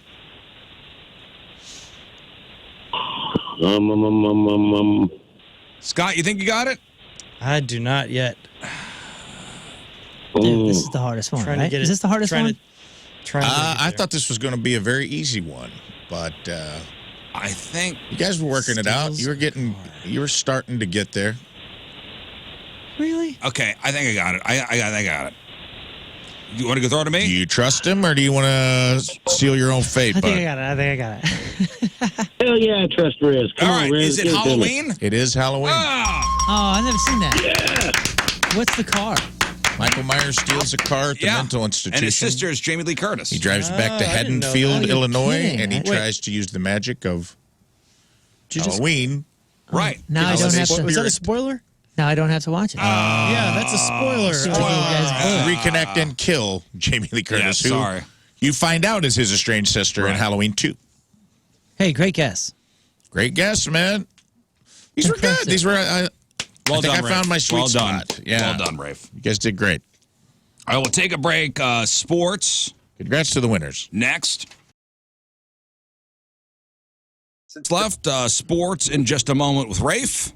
Right now, some emails, Rizzo@1057thepoint.com, or you could send us instant feedback through the 1057 The Point mobile app. Emails brought to you by Kloss Furniture. Lowest prices guaranteed. We have something for everybody. We'll start with entertainment. Morning, Riz Show. Hey, Per Moon's advice, I spent Halloween night watching Midsummer. All I can say is, what the actual F? 2.5 hours of my life I'll never get back. Not only was the movie so slow, boring, and horrendous, but what in the awkward orgy was the end? 0 out of 5 stars for the movie. wow, way to waste somebody's night. Still 5 stars for the Riz Show. Happy Friday, y'all. Vicky. Wow, way to ruin Vicky's Halloween. Listen, She Vicky, could have been man, doing other things. I apologize. I've seen it once, and I will say that I thought it was great because it was super different, and it caught me off guard. Is there a ton of great. nudity in it? A ton of nudity. No, not that I remember. Not particularly. But this was the first time. I think I saw it in 2020, so I was in a little of a strange headspace anyway. But I will say the Florence Pugh is the first movie I'd ever seen her in, and she was so freaking good in it. Florence Pugh, Vicky, am I right? Come on. That my wife and I were both like, "Holy cow, this woman is so." It's Ari good. Aster. It's like one of his. I mean, he did Hereditary, then he did Midsummer. It's got 83 on the It's a good Tomato Meter. movie. It's like It's a great it's movie. disturbing. It is very disturbing. It's not like a slasher film. Like if you wanted to watch like a campy slasher film, you picked the wrong So this movie. is psychological. So it's like 83 on the for critics, 63 on the viewers. Yeah, it's not. So it's for got everyone. a lower score than the viewer score. Has It's, got a lower score than the critics. But I it's thought- not a pile of trash. Right, I will say I thought that. it was It's a not for good everybody, but it's not like, I don't think it's... A young American couple, their relationship floundering, travels to a fabled Swedish midsummer festival where a seemingly pastoral paradise transforms into a sinister, dread-soaked nightmare as the locals reveal their terrifying agenda. It's kind of the retelling of The Wicker Man. No. Yeah. Because that guy goes to that little village and then it turns into all this chaos. And this is different, though. Yeah. Okay, You'll have to see Vicky it. didn't like it. No, I know it's shot different, but I mean, it's the same thing. He goes, there's a cult. Vicky that hated it, and that's all that counts. kills people. I thought this was a great movie. It's definitely not for everybody. And it was a curveball. And I'm not a huge horror fan anyway, but I thought it was like, oh, cool. That was not It's weird. what I was ready for. And it's shot in all daylight. Yeah. And if That's kind of the cool caveat. It's called Midsummer because it's like they're in the Nordic area where it's like, it's all perpetual night. In Alaska, it's the opposite. It's like perpetual daytime, which is kind of weird. All right, next. let's do this one. Morning, ladies and gentlemen, or lady and gentlemen. I'm thrilled to say I've somehow convinced a group of friends to take a field trip to Arrowhead for the Chiefs game this Monday night. Oh, yeah. That's right. None of us have ever Thanks been to for a the game. invite. None of us have ever been to a game before, so we're basically newborns in the world of tailgating and game day debauchery.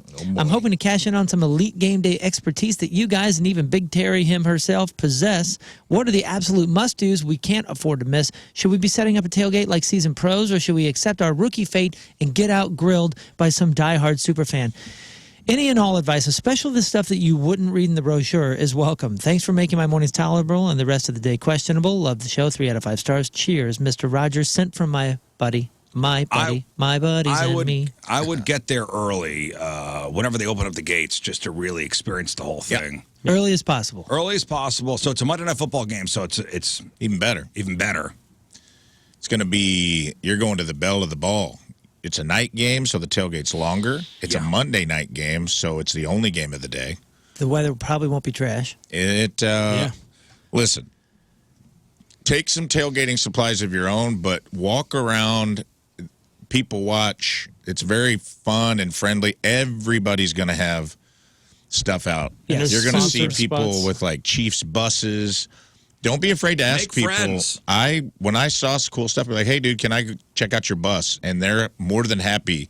Yeah. That's the thing I would say. Like some of the stuff people do for these games, the Chiefs Kingdom is awesome. It is. And they're friendly. They just be like, hey, man, can I check out your bus? And like they'll usually give you a tour of the bus because there's several people that have like Chiefs RVs, old school buses, completely decked out. Go and if you see somebody, just be like, hey, man, Monday's Chiefs supposed fans, to rain in Kansas City. let me is check it? it out. There's a little. Thunderstorms in the morning. Well, he's literally raining on your parade right now. Showers with a possible thunderstorm in the evening. It looks like it's going to end around 9 p.m. So That can all change. Oh, great. Never mind it. I'm just kidding. That can all change. That can all It move says to Monday Nebraska or something. in Kansas City, showers with a possible thunderstorm in the evening. Nah. Variable clouds overnight. It'll be Low of perfect. 51. Storms may contain strong gusty winds. So take a poncho. Yeah. And you can also go to they open the store up, and that's always I always see a huge line out you'll there. be Here's the fine. other thing Suck I'll- it up. Have fun. The other little Just tip. get hammered. Okay. Take some Molly. Have a good time. Yes. Break into Riz doesn't Kaufman. actually want to be helpful to you at all in this email. Go to gate 5 early. That's where the players come in. And you'll get to see like all the players come in their cool cars. Andy Reid, Travis Kelce in his drop top coupe. And you might even see, if she's attending, a little T Swift on her No, way she's into in the building. she's in She's in a little Indianapolis. smart car, right? Yeah, she may not be there.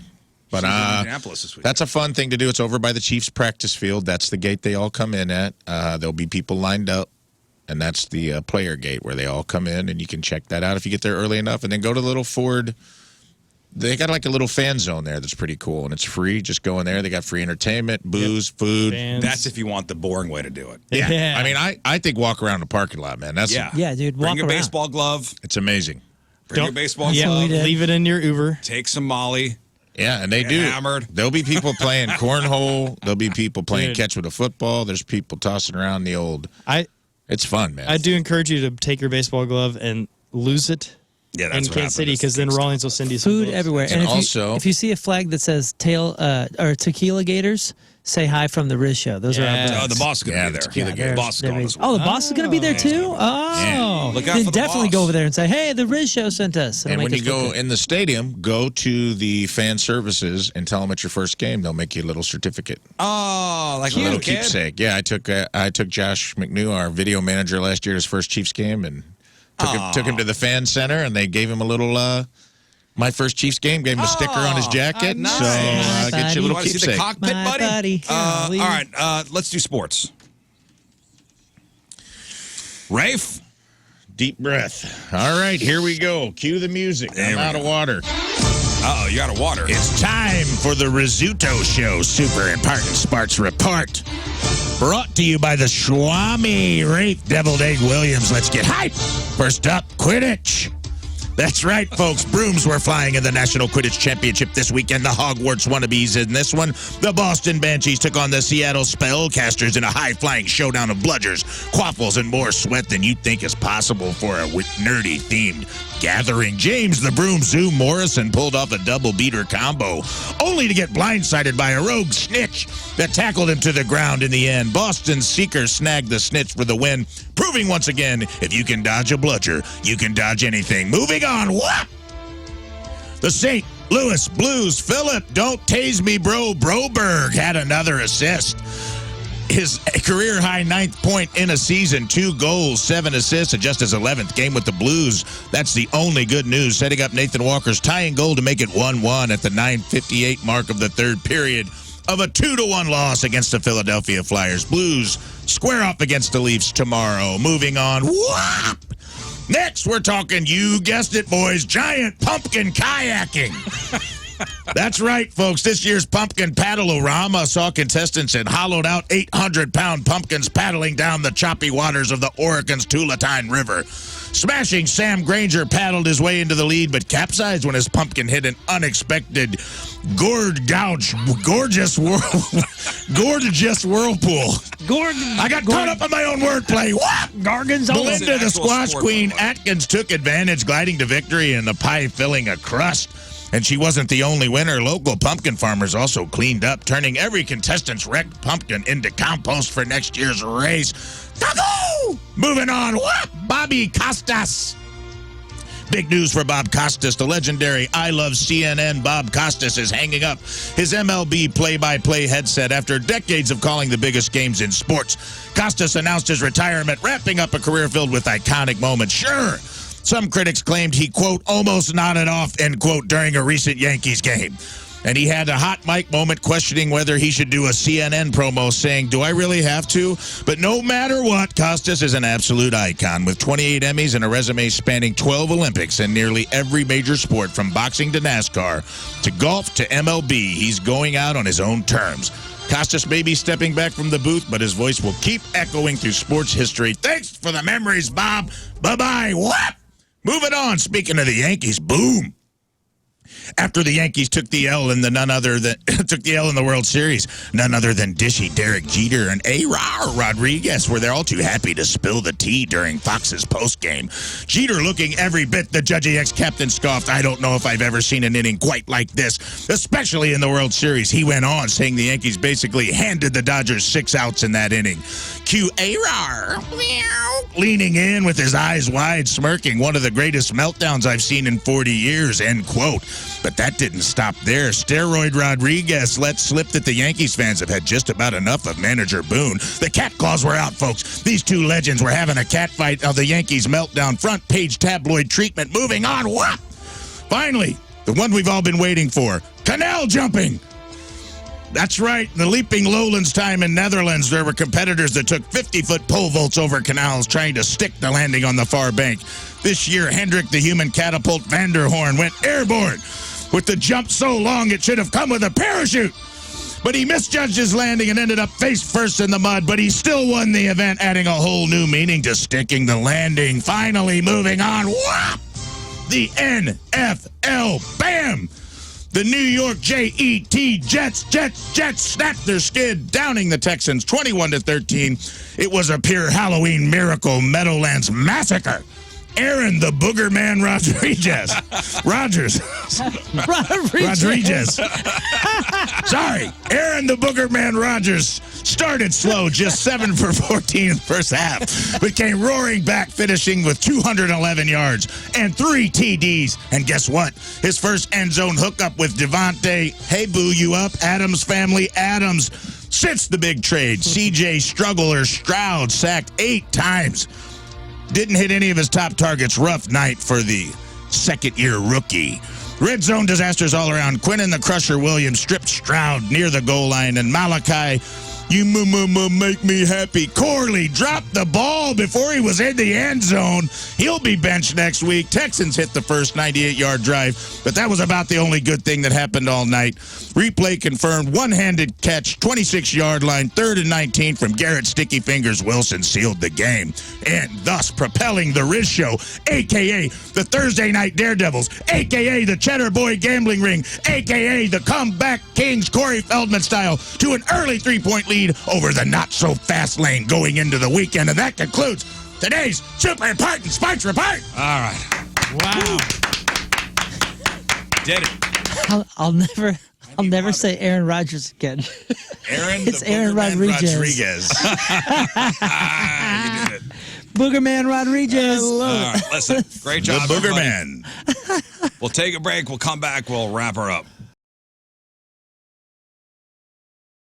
All right, that is it for us. Donnie Fandango is next. Thank you all for tuning in. Don't forget to check out the clip of the day brought to you by Michael's Flooring.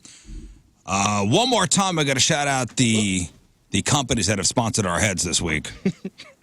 Made very generous donations to Cardinal Glennon, and I thank you guys again for helping us raise over $20,000. $20K. Cardinal Glennon Children's Hospital. We'll start with Moon. Your head sponsored by? Well, of course, Case and Bucks. We love the food from Case and Bucks down in Barnhart.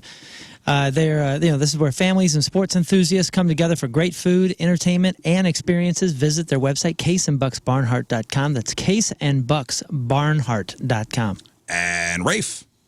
Victory Men's Health, empowering you to live optimized. In memory and support of our dear friend Jeff Burton. Visit victorymenshealth.com. My head sponsored by Ella and Ollie Popcorn, St. Louis, locally grown for your home popping experience. Provided the highest quality popcorn varieties with unique seasonings, oils, and poppers. Visit their website at EllaOlliePopcorn.com. And King Scott. Alpha Pet. My head sponsored by Alpha Pet. ALFA, like Lauren keeps saying, it's like Alf with an extra A, and it's been in the cat care business for more than 30 years, and they've patented the flat bottom liner and the flat bottom sitting liner for your cat litter needs. They have odor and moisture absorbing crystals for the litter box as well. AlphaPetco.com. All right, thanks to all those companies again for their generous donations to Cardinal Glennon Children's Hospital, and thank you all once again for your generosity in the month of October. Reaching deep, again, raising $20,000 for Cardinal Glennon. Amazing. Thank you guys. All right, this weekend, you're listening for Alice in Chains. If you hear Alice in Chains anytime from now until midnight today, from 6 to midnight Saturday, 6 to midnight Sunday, hear Alice in Chains, you open up the 105.7 The Point mobile app, you hit my face, and you have a chance to win $1,000 and a chance to co-host the morning show. That's the Face the Music competition we're doing for the next, it'll be 4 weeks. So that my week's done. Lauren's week is next week. She'll get to pick the bands. Moon, the podcast is titled Give me some wet bread. Give Me Some Wet Bread. All right, what else you got? December 7th, Punk Rock Christmas. Get your tickets now, thepageant.com, thepageant.com. King Scott. Well, you can follow me at King Scott Rules, and I am still trying to accomplish the million goal, and we're getting so close. We just have almost $1 million to go on whatever that's On called. Venmo? Yeah, Venmo. Thank you. King Scott Every Rules. journey begins with a single step. Thank you. Thank you. All right. Hey, Thank you're you. We're getting real close. You almost got the first step. All right. Rafe. Yeah, follow me at I am Rafe Williams. Check out, we dropped a bonus Wayne's World sketch with me and Learn on the number 2 show yesterday for Halloween. We did a Wayne's World thing in the last podcast, and we had a little bonus top 10 hot chicks of the 90s. We had a lot of fun with it. Hope you enjoy it too. And you can get tickets to, I'm going to be at the Funny Bone January 25th. It's a long runway, but I got people already buying tickets and asking me my next homestand. That's when it's going to be, January 25th.